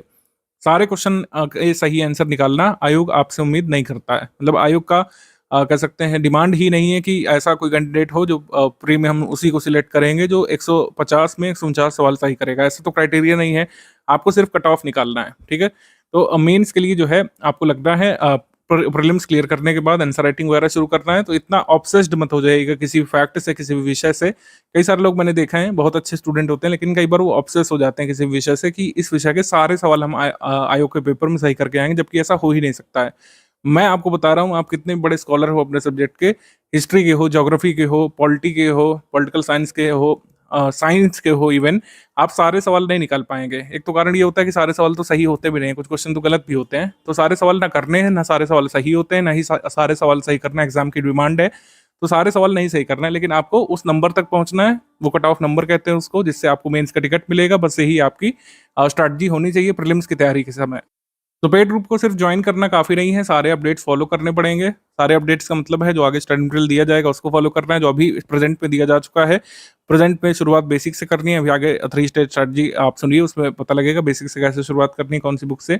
यूपीपीएससी 2025 से पहले कम से कम 6-7 हज़ार क्वेश्चन की प्रैक्टिस यहाँ पे करनी पड़ेगी। कम से कम यहाँ पे लिखा है, ये नंबर जो है 8 से 9 हज़ार भी पहुंच सकता है। आप ट्रोल करने को कर सकते हैं, लेकिन 8-9 हज़ार क्वेश्चन अब लगाना एग्जाम की डिमांड है और ये लगाने पड़ेंगे। प्रैक्टिस रिसोर्सेज का मतलब है स्टडी फॉर सिविल सर्विस की पेड क्विज, हमारा पीवाईक्यू कंपाइलेशन जो हमारी टीम ने छांट के क्वेश्चन जो है उसमें डाले हैं, पुराने क्वेश्चन में से छांट करके जो जरूरी हैं, रिलेवेंट क्वेश्चन अभी भी हैं, जो आपको एग्जाम में हेल्प कर सकते हैं, सिर्फ वो वाले क्वेश्चन हमारी टीम ने सिलेक्ट किए हैं, बस उसको लगाना है। स्टडी फॉर सिविल सर्विसेज की फ्रेश टेस्ट सीरीज और स्टडी फॉर सिविल सर्विसेज के एमसीक्यू बैंक जो मिलेंगे, बस उसी को सॉल्व करना है, इसी से पूरी नैया पार लग जाएगी कट ऑफ की। करंट अफेयर का मामला तो सुलट गया आपका, आपको क्लियर हो गया कि करंट अफेयर कैसे तैयार करना है कि प्रीलिम्स में मैक्सिमम नंबर हम लोग ला पाएं। जीएस के जो सब्जेक्ट है उसको कैसे तैयार किया जाए, डेली बेसिस पर क्या स्ट्रैटेजी बनेगी हमारी 6 से 8 घंटे की, इसको लेकर कई लोग इंटरेस्टेड होंगे अब से। तो ये समझिए आप कि अब आपके पास 130 दिवस बचे हैं, 130 दिवस यहाँ पर बचे हैं। हमारा जनरली जो टाइम प्लान होता है प्रीलिम्स के बाद से जो शुरू हो जाता है, जैसे 2024 प्रीलिम्स हुआ, उसके बाद से नेक्स्ट ईयर के लिए हमारा जो टाइम प्लान शुरू हो जाता है, उसमें हम लोग पूरा 200-250 दिवस का एक स्पैन लेकर के चलते हैं और 3 स्टेज की स्ट्रैटेजी आपको बताते हैं। 200 दिवस या 180 दिवस जब तक बचते हैं, तो मैं आपको 3 स्टेज की स्ट्रैटेजी साझा करता हूं, जैसे हमने प्रीवियस वीडियोस में किया है। लेकिन अब ये 3 स्टेज की स्ट्रैटेजी फिजिबल कहीं ना कहीं नहीं है, 3 स्टेज स्ट्रैटेजी की तैयारी नहीं हो सकती है। क्यों? क्योंकि मेंस के लिए अब ज़्यादा समय नहीं बच रहा है। अब आपको अगले 1 महीने के बाद से डेडिकेटेडली प्रीलिम्स के लिए जुटना पड़ेगा, अदरवाइज हो नहीं पाएगा। जिस हिसाब से सिलेबस है, जिस हिसाब से डायनेमिक पैटर्न है, आपको अच्छे से तैयार करना पड़ेगा। यहाँ पर हमारा जो कंटेंट है उसमें भी आमूल-चूल परिवर्तन किए गए हैं, कई सारे डायग्राम्स वगैरह हमने जोड़े हैं, उसको समझने के लिए, उसको आत्मसात करने के लिए आपको समय देना पड़ेगा। करंट अफेयर का भी वॉल्यूम बढ़ा है, जिस हिसाब से आयोग ने अपना दायरा बढ़ाया है, प्रश्नों का विस्तार किया है, हमको करंट अफेयर भी अपना थोड़ा सा आगे बढ़ाना पड़ा है। एनालिटिकल कुछ हमको चीज़ें ऐड करनी पड़ी है, तो समय देना पड़ेगा आपको आज से 30-35 दिवस बाद, जब प्रीलिम्स के मात्र 80-90 दिवस बचे होंगे, आपको प्रीलिम्स के लिए जुटना पड़ेगा। प्रीलिम्स का करंट अफेयर, प्रीलिम्स का ही जीएस तैयार करना पड़ेगा, तब मेंस के लिए ज़्यादा समय नहीं बचेगा। लेकिन अभी क्या कर सकते हैं आप? शुरुआत देखिए, कुछ लोग पूछेंगे, शुरुआत हमेशा एक अच्छी बुनियाद के साथ होनी चाहिए। तब मैं रिकमेंड करूंगा कि अभी भी 1-2 सब्जेक्ट की बेसिक बुक्स तो आपको पढ़ना चाहिए। ठीक है, बेसिक बुक्स पूरी तरीके से आप नहीं छोड़िए। अगर आप पहले पढ़ चुके हैं तो कोई दिक्कत नहीं है, जो आपको कल से टाइम प्लान मिलने जा रहा है, जो हमारा प्रीलिम्स ओरिएंटेड स्टडी मटेरियल है, जो आपको पीपीटी नोट्स और वीडियोस के फॉर्म में मिलने जा रहा है, वीडियो क्लासेस के फॉर्म में, रिकॉर्डेड वीडियो लेक्चर्स के फॉर्म में, उसको आप देखना शुरू कर दीजिएगा, लगातार रिवाइज करना शुरू कर दीजिएगा। पेड क्विज टेस्ट सीरीज लगाते रहिए, आपका प्रीलिम्स हो जाने वाला है। लेकिन अगर बेसिक बुक नहीं पढ़े होंगे तो समस्या यहाँ पर होगी। छोटे छोटे जो कंसेप्ट होते हैं कई लोग नहीं समझ पाते हैं। ठीक है, जैसे कुछ लोगों को एक्चुअली क्लियर ही नहीं है कि साउथ वेस्ट मानसून कैसे काम करता है, तो उससे संबंधित प्रश्न वो लोग तो कर लेते हैं, रट लेते हैं, लेकिन अगर कंसेप्चुअल क्वेश्चन आयोग ने बना दिया तो वो लोग नहीं कर पाते हैं। तो कोशिश करिए कि जो एटलीस्ट जो 2 मेजर सब्जेक्ट हैं, बड़े सब्जेक्ट हैं 2, ठीक है, एक हो गया आपका इतिहास यानी कि हिस्ट्री, और एक हो गया यानी कि ज्योग्राफी, जिसका वेटेज अच्छा खासा रहता है हमारे प्रीलिम्स पेपर में भी। हिस्ट्री, ज्योग्राफी, इनकी बेसिक बुक्स जरूर कंप्लीट कर लीजिएगा।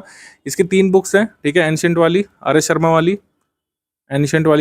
वाली, फिर मेडिवल हिस्ट्री की बुक है एस चंद्रा वाली, और विपिन चंद्रा वाली मॉडर्न वाली बुक है। एटलीस्ट एक रीडिंग इसकी कर लीजिएगा किसी भी एक भाषा में, जिस भाषा में आप प्रीलिम्स देते हैं, हिंदी में, अंग्रेजी में, एक बार इसको कंप्लीट कर लीजिएगा। फिर हिस्ट्री में कई सारे फैक्ट जो हम जोड़ेंगे, मतलब जो आगे मिलते जाएंगे आपको क्लासेस में, रिकॉर्डेड में और कह सकते हैं पीपीटी नोट्स में, उसको आत्मसात करना आसान हो जाएगा। आपको एकदम से नहीं लगेगा कि अरे ये मैं क्या पढ़ने लग रहा हूँ, क्या हिस्ट्री का पार्ट है, मैंने कभी पढ़ा कि नहीं पढ़ा। क्रोनोलॉजी एटलीस्ट यहाँ से क्लियर हो जाएगी। अगर सारे फैक्ट नहीं तो कम से कम क्रोनोलॉजी क्लियर रहेगी, तो आपको समझना आसान रहेगा। मतलब वीडियो लेक्चर्स जो आएंगे उसको समझना एक तरीके से आसान हो जाएगा। फिर केक वॉक हो जाएगी बाकी सारी चीज़ें। अगर अभी नहीं समझे होंगे, अगर बेसिक बुक इसको स्किप कर देंगे, डायरेक्ट प्रीलिम्स वाले मटेरियल पे कूदेंगे, तो हो सकता है थोड़ी सी समस्या हो आपको समझ बनाने में। ज्योग्राफी में बुक्स हैं, वैसे तो 6 से लेकर 12 तक की हम लोग रिकमेंड करते हैं एनसीईआरटी, ठीक है। ये आपको पढ़ लेना ही चाहिए, एटलीस्ट 3 स्टेज की स्ट्रैटेजी में मैं ये रिकमेंड करता हूँ। लेकिन कोशिश करिए कि 9 से 12 जरूर पढ़ लीजिएगा। 9 से 12 की एनसीईआरटी जरूर कंप्लीट कर लीजिएगा। इंडियन ज्योग्राफी, वर्ल्ड ज्योग्राफी थोड़ा थोड़ा, और फिजिकल ज्योग्राफी के जो कॉन्सेप्ट है वो क्लियर रहेंगे, तो जो रिकॉर्डेड वीडियो लेक्चर आएंगे उसको समझने में आसानी रहेगी। पॉलिटी में तो जो भी हम प्रीलिम्स ओरिएंटेड मटेरियल देंगे वो क्लियर करा देगा आपको प्रीलिम्स मेंस के लिए। तो आपने कुछ ना कुछ पढ़ा ही होगा पहले से, ठीक है। या नहीं पढ़ा है तो मेंस वाले ग्रुप में हमारे पढ़ सकते हैं आप। बेसिक बुक इन 2 सब्जेक्ट की मैं रिकमेंड करूंगा आपको, इससे अभी भी इसको किया जा सकता है। डेली बेसिस पर अगर 6-7 घंटे दे देंगे मेरे हिसाब से 20 डेज में ये सारी बुक्स निपट जाएंगी, आराम से हो जाएगा ये। और फिर से आप टाइम प्लान फॉलो करना शुरू कर सकते हैं।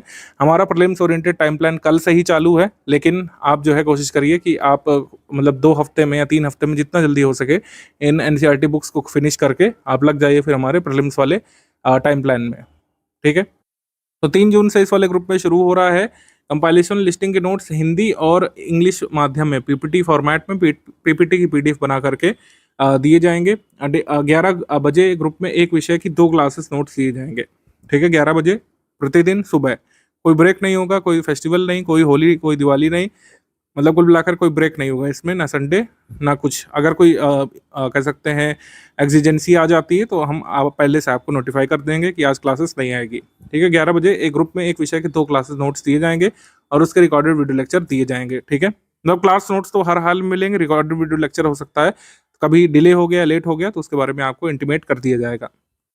ये टाइम प्लान है हमारा। 3 जून से 9 जून तक कुल 7 दिन में समाप्त करेंगे इन्वायरमेंट को। इसकी क्लासेस पैरेलली आती रहेंगी, क्लासेस जो है पैरेलली आती रहेंगी। मान लीजिए सुबह क्लास नहीं आती तो इसका मतलब ये नहीं कि आप स्किप कर देंगे, आप पीपीटी नोट्स पढ़िएगा। क्लासेस हो सकता है शाम तक आ जाए, क्लास हो सकता है इवनिंग तक आ जाए, नहीं तो नेक्स्ट मॉर्निंग आपको मिल जाएगी, ठीक है। कोशिश करेंगे कि हम लोग पीपीटी नोट्स के साथ ही जो है क्लासेस साथ में दें, लेकिन अगर ऐसा नहीं भी होता है तब आप जो है पीपीटी नोट्स पढ़िएगा, क्लासेस का थोड़ा सा वेट कर लीजिएगा, ठीक। पॉलिटी के बारे में बात करें तो पॉलिटी डेली 2 क्लासेस देंगे, 10 जून से लेकर 19 जून में, कुल 10 दिनों में इसको फिनिश कर लेंगे हम लोग। फिर आप रिवीजन करते रहिएगा। हमने अपना टारगेट रखा है कि हम लोग फिनिश करते चलेंगे, ठीक है। फिनिश करते रहेंगे, बाद में आप अपने समय अनुसार जो है इसमें रिवीजन करते रह सकते हैं, ठीक है। इसके बाद है ज्योग्राफी। ज्योग्राफी थोड़ा बड़ा सब्जेक्ट है, तो इसको हम 20 जून से शुरू करके 4 जुलाई तक कुल 17 दिवस में समाप्त करेंगे। हिस्ट्री 5 जुलाई से शुरू करके ये 24 जुलाई तक हम 20 दिवस में इसको समाप्त कर देंगे। हिस्ट्री थोड़ा सा बाद में रखा है हमने। हमारी टीम पूरे प्रयास कर रही है कि इस बार के जो लेक्चर हैं वो ऐसे बनाए जाए कि बहुत लंबे, बहुत बोरिंग ना हो और ज़्यादातर कंसेप्ट आपको समझ में आ जाए, ठीक है। लेकिन नोट्स जो मिलेंगे उसको जरूर पढ़ते रहिएगा। जो एक्चुअली जो हिस्ट्री है वो नोट्स इंपॉर्टेंट होते हैं हिस्ट्री वाले सब्जेक्ट में। जितना ज़्यादा आपके पास अच्छे से अच्छे नोट्स होंगे, जितने फैक्चुअल कंटेंट आपके पास होंगे, आप दूसरों से आगे तभी रहेंगे जब आपके पास ऐसे फैक्ट होंगे जो दूसरे ने नहीं पढ़े होंगे और एग्जाम में आप क्वेश्चन जिससे कर ले जाएँ, ठीक। तो फैक्चुअल क्वेश्चंस के लिए नोट्स बहुत इंपॉर्टेंट है। क्लासेस भी रहेंगी कंसेप्चुलाइज करने के लिए, समझाने के लिए, विजुलाइज कराने के लिए आपको। साइंस में 25 जुलाई से 3 अगस्त तक कुल 10 दिनों में हम इसको समाप्त कर लेंगे, ठीक है। तो ये साइंस वाला हो गया। इकोनॉमी में 4 अगस्त से लेकर 9 अगस्त तक कुल 6 दिन में हम इसको समाप्त कर लेंगे, क्योंकि स्टैटिक इकोनॉमी आती है। स्टैटिक इकोनॉमी में कुछ डेफिनेशंस होती हैं, कुछ अवधारणाएं होती हैं, कुछ कंसेप्चुअल पार्ट भी होता है जो आजकल पूछा जा रहा है, लेकिन उसको समझा देंगे हम लोग। इकोनॉमी स्टैटिक का सिलेबस थोड़ा सा लिमिटेड कह सकते हैं हम, यूपीपीएससी में एटलीस्ट, यूपीएससी में तो नहीं है। तो स्टैटिक इकोनॉमी हम जो है 6 दिवस में खत्म कर लेंगे, फिर आप लगातार रिवीजन करते चलिएगा, ठीक। करंट वाली जो इकोनॉमी वाला पोर्शन है उसके लिए बजट इकोनॉमिक सर्वे की पीडीएफ वगैरह हम दे देंगे आपको ग्रुप में। जो भी लेटेस्ट इकोनॉमिक सर्वे आपको तैयार करना है, बजट तैयार करना है, यूपी बजट तैयार करना है, उसकी वीडियो क्लास, नोट्स वगैरह सब ग्रुप में मिल जाएगा। तो इस तरीके से टाइम प्लान देखिए शुरू है कल से। लेकिन जैसा मैंने बताया कि अगर बेसिक बुक से आगे बढ़ते हुए करेंगे इसको, हिस्ट्री और ज्योग्राफी वाला, अगर आप बेसिक बुक पढ़ के करेंगे तो ज़्यादा अच्छे से समझ में आएगा, ज़्यादा अच्छे से आप इसको आत्मसात कर पाएंगे। किस सब्जेक्ट से कितने प्रश्न आते हैं इसको देख लेते हैं थोड़ा सा। ये तो कई बार हमने शॉर्ट भी इसका डाला है और कई बार आपको दिखाया भी है। 2024 में 26 सवाल यहाँ पे हिस्ट्री से आए थे और पूर्व के वर्षों में भी कहीं पर भी कम नहीं रहे हैं। एक बार 19 रहा है लेकिन हमेशा 20 प्लस ही क्वेश्चंस रहे हैं इससे। 26 आए थे 2024 में, 26 2023 में आए थे, 24 आए थे 2022 वाले में। तो हिस्ट्री बहुत बड़ा पोर्शन है, तभी मैंने कहा बेसिक बुक से कंप्लीट करते हुए, हमारे नोट्स वगैरह पढ़ते हुए, रिकॉर्डेड वीडियो क्लासेस देखते हुए आगे बढ़ेंगे। कठिन से कठिन हिस्ट्री क्वेश्चन भी चुटकियों में निकाल ले जाएंगे एग्जाम में और दूसरों से आगे रहेंगे, क्योंकि जनरली देखा गया है कि यूपीपीएससी में लोग हिस्ट्री वाले सवाल नहीं कर पाते, लेकिन अगर हमारे ग्रुप से हैं आप तो हिस्ट्री वाले मैक्सिमम सवाल करेंगे, दूसरों से आगे निकलेंगे आप कट ऑफ में। इंडियन इकोनॉमी की बात करें तो 15 सवाल इससे आए थे। पहले इतने नहीं आते थे, लेकिन आप देखिए डायनामिक पैटर्न यही है कि कई बार कोई ऐसा सेक्शन आप जिससे एंटिसिपेट नहीं करते हैं उससे ज़्यादा सवाल आ सकते हैं। तभी इंडियन इकोनॉमी की स्टैटिक की क्लासेस हम इस बार अरेंज किए हुए हैं कि सारे जो स्टैटिक फैक्ट हैं इकोनॉमी वाले वो सारे समझाए जाएंगे, सारी चीज़ों को कंसेप्चुलाइज कराया जाएगा। प्लानिंग इन इंडिया जो है, भारत में नियोजन कैसे कैसे हुआ, इकोनॉमिक पॉलिसीज़ कैसे कैसे रही हैं, पहले की जो स्कीम्स हैं, बाद की स्कीम्स हैं, जो अवधारणाएं होती हैं, WPI, CPI, core industries, inflation, ये सब कुछ समझाया जाएगा। इससे क्वेश्चन आते हैं यूपीपीएससी में आज भी। जनरल साइंस 24 सवाल जनरल साइंस के थे, इसको भी पूरा पढ़ाएंगे।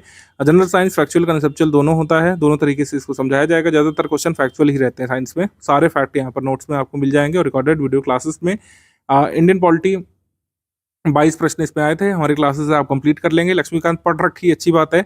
नहीं भी पढ़ पाए अभी तक, नहीं समय निकाल पा रहे हैं, आप हमारी क्लासेस और नोट्स को फॉलो करिएगा।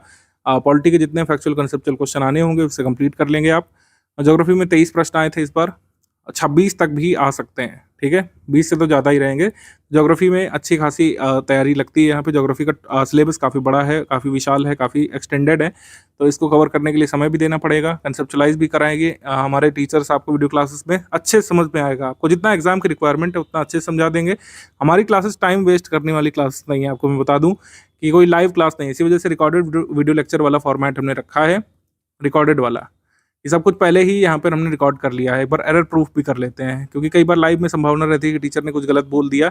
हमारी क्लासेस जो रहती हैं वो प्रूफ रीड होकर के आती हैं, मतलब क्लासेस एक बार रिकॉर्ड होती है, एक बार हमारी टीम उसको चेक करती है बाकायदा कि हाँ सब सही बताया गया, उसमें कोई जैसा अनयूजुअल पॉज तो नहीं है, उसमें कोई ऐसा जो है यौन तो नहीं है, उसमें कोई उसमें गलत फैक्ट तो नहीं चला गया है। बाकायदा एडिट होता है वीडियो, कोई गलत फैक्ट तो नहीं चला गया, जैसे स्पेलिंग ही गलत हो गई थी तो कोई गलत तो चीज़ नहीं बता दी गई है, कोई नॉन अपडेटेड फैक्ट तो नहीं दे दिया गया है। मान लीजिए रिकॉर्डेड वीडियो लेक्चर जो है अपलोड हो गया, ठीक है, कोई उसमें अगर अपडेट है, ठीक है, जैसे मान लीजिए रिकॉर्डेड वीडियो लेक्चर अपलोड हुआ 27 तारीख को, अगले महीने की 7 तारीख को अपडेट आ गया कि एक नेशनल पार्क बढ़ गया, तो उसको हम लोग नए मंथ के करंट अफेयर में शामिल करते हैं, बल्कि अलग से भी आपको इंटीमेट कर देते हैं, ठीक है, इंटीमेट कर देते हैं, मतलब बता देते हैं, नोटिफाई कर देते हैं आपको कि आप क्लियर रखिए हर चीज़, ठीक है। कोई भी अपडेट होता है वो हम कर देते हैं आगे से आगे, लेकिन स्टैटिक पढ़ाते समय सारी उस समय तक अपडेटेड चीज़ें आपको दी जाती हैं, ठीक है। तो कोई भी टाइम वेस्ट आपका होगा नहीं। ऐसा नहीं सोचिए कि आप दूसरे किसी इंस्टीट्यूट से कंपेयर करें कि सर उन्होंने तो फंडामेंटल राइट जो है 14 दिन तक खींचा था, ऐसा हमारे यहाँ पर नहीं होता है। फलां टीचर ने तो वर्ल्ड ज्योग्राफी जो है 75 दिन तक पढ़ाया था, हमारे यहाँ पर ऐसा नहीं है। जितना यूपीपीएससी के लिए ज्योग्राफी की डिमांड है, चाहे वर्ल्ड ज्योग्राफी हो, चाहे इकोनॉमिक ज्योग्राफी हो, चाहे ह्यूमन ज्योग्राफी हो, जितना एग्जाम की डिमांड है उसको हम लोग कंप्लीट करा देंगे लिमिटेड स्टिपुलेटेड टाइम फ्रेम में, जिससे आप रिवाइज भी कर सकें। मतलब इतनी लेंथ होती है क्लासेस की, आप उसको एक और बार देख सकते हैं एग्जाम से पहले, और क्लास नोट से तो रिवाइज कर ही सकते हैं। वर्ल्ड ज्योग्राफी को मैप्स के माध्यम से समझाया जाएगा, ब्यूटीफुली अच्छे समझाया जाएगा, ल्यूसिडली समझाया जाएगा। जितना एग्जाम की रिक्वायरमेंट है उस हद तक मैप का भी प्रयोग करेंगे हम लोग, ग्राफ का प्रयोग करेंगे। कई सारे डायग्राम तो हमने स्टडी मटेरियल में इस बार डाले ही हैं। एनवायरमेंट इकोलॉजी से 6 प्रश्न आए थे, ठीक है। यूपी करंट अफेयर से एक ही था, लेकिन ये बढ़ सकता है क्योंकि पूर्व के वर्षों में 8 तक आए हैं, तो इस बार भी इस पर फोकस रहेगा। हम लोग ये नहीं करेंगे कि पिछले साल नहीं आए तो इस साल पढ़ेंगे नहीं, इस साल भी अच्छे से पढ़ेंगे और एग्जाम में क्वेश्चन अगर इससे आ जाएगा तो सही भी करेंगे क्वेश्चन को। करंट अफेयर के लिए मैंने पहले ही बता दिया है क्या सोर्स रहेगा और कितने क्वेश्चन आ सकते हैं इससे। मिसलेनियस के 3 प्रश्न आए थे, लेकिन पूर्व के वर्षों में 20 तक, 12 तक, 16 तक आए हैं, तो मिसलेनियस भी इस बार हमने अच्छे से अपडेट करके दे दिया है ग्रुप में। आप उसको लगातार पढ़ते रहिए। मिसलेनियस का जो अपडेट है वो 1 मंथ तक भी बदलने के चांस रहते हैं। जैसे 12 अक्टूबर का पेपर है, सितंबर 15 तारीख तक भी कुछ डेटा ऐसा हो सकता है बदल जाएगा, तो सितंबर 15 तक या सितंबर 10 तारीख तक जो है, 10 या 15 तारीख तक जो भी अपडेट होगा वो हम ग्रुप में प्रोवाइड कर देंगे आपको कि जो है कोल प्रोड्यूसर में अब भारत जो है सेकंड नहीं है, थर्ड है, या फिर जो भी मतलब ऐसा कोई अपडेट होता है। सब्जियों के प्रोडक्शन में स्टेट आगे आ गया है, दूध के प्रोडक्शन में अभी ये स्टेट को ओवरटेक कर चुका है। ऐसे जो छोटे छोटे अपडेट्स होते हैं, न्यूएंसेस होते हैं, वो हम अपडेट कर देंगे आपको। एग्जाम से 20-21 दिवस पहले तक का डेटा रिवाइज करा देंगे। अभी तक का तो जो दिया जा चुका है उसको रिवाइज करिए। कोई भी अपडेट होता है तो उसको एग्जाम से 21 दिवस पहले हम लोग क्लियर कर देते हैं। ये हमारा रूटीन है। जो लोग पहले से ग्रुप ज्वाइन करें, मतलब पहले के वर्षों में अगर आपने ज्वाइन किया किसी एग्जाम के लिए, तो आपको पता है कि स्टडी फॉर सिविल सर्विसेज बहुत प्रोफेशनली काम करता है, प्रोफिशिएंटली हर चीज़ को अपडेट करते हैं हम लोग, और एक निश्चित समय पर सारे अपडेट आप तक पहुंच जाते हैं। कई बार हमारे इंस्टीट्यूट के बहुत जेन्युइन एफर्ट्स को भी क्वेश्चन किया गया है, और उनमें से एक है कि क्या 9-10 हज़ार सवाल लगाना जरूरी है 150 क्वेश्चंस वाले स्टेट पीसीएस के पेपर को करने के लिए यूपीपीएससी में। तो मैं आपको बता दूं, जिस हिसाब से पेपर आ रहे हैं, चाहे आप पेपर ले लीजिए 2024 वाला या फिर इससे पहले जो कैंसिल्ड पेपर है आरओ वाला, इन दोनों को आप लोग देख लीजिए बिना 9-10 हज़ार सवाल लगाए, क्योंकि सिलेबस बड़ा है इस वजह से 9-10 हज़ार। कोई हमको नंबर नहीं अचीव करना है यहाँ पर, क्वांटिटी से मतलब ही नहीं है। जिस हिसाब से पेपर आ रहा है उसकी डिमांड को पूरा करने के लिए, हमको कट ऑफ निकालने की डिमांड को पूरा करने के लिए 9-10 हज़ार क्वेश्चन लगाने ही पड़ेंगे, क्योंकि बड़ा सिलेबस है। छोटा सिलेबस होता तो 2-3 हज़ार क्वेश्चन से भी काम हो जाता। अब जैसे ल्यूपिक्स मिशन से ये 2 स्टेटमेंट वाला प्रश्न पूछा गया था, इसमें कई सारे लोग कंफ्यूज हुए हैं और उन लोगों ने जो है गलत किया है इसको। ज्यादातर लोगों ने इस प्रश्न को डी लगाया था, और काफी सारे लोग हताश भी हुए थे इसको ध्यान से पढ़ने के बाद। आपको आते हुए प्रश्न गलत होते हुए देखने को मिलेंगे, कई सारे, एक नहीं कई सारे प्रश्न आपको लगेगा एग्जाम हॉल में बाहर आने पर कि ये तो मैंने गलत कर दिया, जबकि मैं इसको सही कर सकता था। ऐसे में आप बेवकूफ हैं, ऐसा कुछ नहीं है। आपने प्रैक्टिस कम करी है। जब आप प्रैक्टिस कम करते हैं, ऐसी चीजों में मिस करते हैं, आयोग बनाता ही ऐसा पेपर है कि प्रैक्टिस ना करने वाले लोग जो है छट जाएं, उनके क्वेश्चन गलत हों। आप डायरेक्टली जो है संवाद कर रहे होते हैं एक तरीके से पेपर को अटेम्प्ट करते समय एग्जाम बोर्ड से, ठीक है। वो एक्चुअली होता नहीं है, मतलब आयोग का बोर्ड आपके सामने नहीं है, उनका बनाया हुआ क्वेश्चन पेपर आपके सामने है, वो आपका पूरा टेस्ट वहां पे कर लेते हैं। लूनर पोलर एक्सप्लोरेशन मिशन जो है ल्यूपेक्स मिशन चर्चा में था, सबने पढ़ाया भी इसको, सब बढ़िया रहा इसमें। भारत जापान के बीच ये संयुक्त चंद्र मिशन था, ये सबने पढ़ाया। लेकिन ज्यादातर इंस्टीट्यूट्स ने पहली बात तो ये फैक्ट मिस किया कि लैंडर कौन डेवलप कर रहा है, रोवर कौन डेवलप कर रहा है। हमने इसको पूरा पढ़ाया था, लेकिन कई हमारे छात्र भी इसको गलत करके आए जो लोग प्रैक्टिस नहीं किए थे। जब आप प्रैक्टिस नहीं करते हैं तो आप जो है पूरे स्टेटमेंट को ध्यान से पढ़ने का मन नहीं बनाते हैं, आप इसकी तैयारी में ही नहीं होते हैं। कुछ लोगों ने इसको देखा कि अच्छा हाँ जाक्सा शामिल है, लैंडर है, रोवर है, इसरो है, जाक्सा है, तो इसको सही कर दिया, जबकि गलत है। इस पे ध्यान से पढ़िए। लैंडर विकसित करने के लिए जाक्सा जिम्मेदार है, ये रॉन्ग स्टेटमेंट है। लैंडर तो इसरो को बनाना है, रोवर डेवलप करना है जाक्सा को, जापान स्पेस एक्सप्लोरेशन एजेंसी को जो है बनाना है, ठीक है, रोवर, ठीक है। लैंडर किसको डेवलप करना है, इसरो को डेवलप करना है। यहाँ पे उल्टा लिखा हुआ है, तो इस वजह से ये स्टेटमेंट जो है रॉन्ग हो जाता है। आंसर यहाँ पर सी होगा। ये जिन लोगों ने प्रैक्टिस की है उनका नहीं गलत हुआ था, जिन लोगों ने प्रैक्टिस नहीं की उनका ये सवाल गलत हुआ। कई बार ऐसा हुआ है कि स्टडी फॉर सिविल सर्विस ने कई सारे क्विज क्वेश्चन पूछे, ठीक है। कई बार ऐसे ऐसे क्वेश्चन हमको देखने को मिले हैं कि हमने जो है 4 सवाल पूछे आपसे पेड क्विज ग्रुप में, उन 4 को मिलाकर के एक प्रश्न आपके सामने एग्जाम में आ गया। ऐसा ही एक प्रश्न ये था। इसमें east Indian association, national Indian association, Indian society, Indian association, इनको हमने प्रैक्टिस कराया कई बार। अब इनको क्रोनोलॉजी में लगाने के लिए पूछ लिया, तो जब तक आपने प्रैक्टिस नहीं करी थी आप यहाँ पे फंस जाते। आपको इंडिविजुअली पूछा जाता तो हो सकता है आप ऑप्शन सेलिब्रेट कर लेते, लेकिन जब इस तरीके का प्रश्न आता है तो प्रैक्टिस का बहुत महत्व बढ़ जाता है।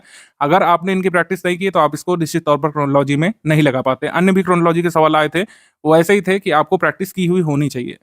कुछ प्रश्न तो ऐसे होते हैं जिसमें मेरा मानना है कि बिना अभ्यास के आप नहीं कर सकते थे, कितनी पढ़ाई आपने की हो, कितना भी डेप्थ में उस टॉपिक को पढ़ा हो, जब तक आपने वैसे प्रश्नों का अभ्यास ना किया हो तब तक आप नहीं कर सकते थे। उनमें से एक प्रश्न ये आया था 2024 वाले प्रीलिम्स में, सतत विकास की अवधारणा को ब्रिटलैंड रिपोर्ट द्वारा लोकप्रिय बनाया गया था। ये कथन जो है सही है। सेकंड यहाँ पे कहा गया है कि ब्रिटलैंड रिपोर्ट को विकास की सीमाओं या फिर लिमिट टू ग्रोथ के रूप में जाना जाता है। अब यहाँ पर 2 चीजें हैं, या तो आपको पता हो कि ब्रिटलैंड रिपोर्ट द्वारा सतत विकास को जब बताया गया था तो किस रिपोर्ट में बताया गया था, वो रिपोर्ट का नाम आर कॉमन फ्यूचर था, आर कॉमन फ्यूचर था। या तो ये फैक्ट आपको पता होता तब आप इसको एलिब्रेट कर लेते, या तो आपको ये पता होता कि लिमिट टू ग्रोथ रिपोर्ट जो है, ये जो है ब्रिटलैंड रिपोर्ट नहीं थी, ये एक्चुअली अलग रिपोर्ट थी, 1972 में आई थी, और ये क्लब ऑफ रोम की रिपोर्ट थी, क्लब ऑफ रोम, ठीक। तो इस तरीके से आप कर सकते थे इसको, अगर दोनों में से कोई एक तथ्य आपको पता होता। और इन सभी तथ्यों की प्रैक्टिस हमारी पेड क्विज में कराई गई थी, हमारी टेस्ट सीरीज में कई बार इनसे क्वेश्चन पूछा गया। ऐसे ही माल्थूसियन थ्योरी वाला, जिसने अच्छे से समझा होगा, माल्थूसियन थ्योरी पर हमने बकायदा एक वीडियो दिया था पेड क्विज ग्रुप में, जिससे क्वेश्चन आया। ग्लोबल साउथ ग्लोबल नॉर्थ का कंसेप्ट बताते हुए मैंने एक वीडियो दिया था क्विज ग्रुप में, जिसमें डायरेक्टली क्वेश्चन आया। मैंने पूरा उसमें मैप से समझाया था कि ग्लोबल नॉर्थ कौन सा है, ग्लोबल साउथ कौन सा है, ऑस्ट्रेलिया और इंग्लैंड को ग्लोबल नॉर्थ मानेंगे या फिर ग्लोबल साउथ मानेंगे, सब उसमें बताया आपको। कुछ सवालों में एलिमिनेशन मेथड वर्क कर जाता है, लेकिन एलिमिनेशन करने के लिए भी आपको प्रैक्टिस होनी चाहिए। इब नदी घाटी जो है ये कहाँ पड़ेगी? इब नदी महानदी की सहायक नदी है, तो जाहिर सी बात है ओडिशा में पड़ेगी। अगर इतना भी यहाँ पर कंसेप्ट आपका क्लियर हो गया होता तो आप इसमें एलिमिनेट कर ले जाते। ठीक, हमारा आंसर क्या हो जाएगा इसमें? हमारा आंसर इसमें हो जाएगा सी। बाकी सारे एलिमिनेट हो गए होते अगर आपको पता होता कि इब नदी घाटी जो है ये आपको ओडिशा में देखने को मिलेगी।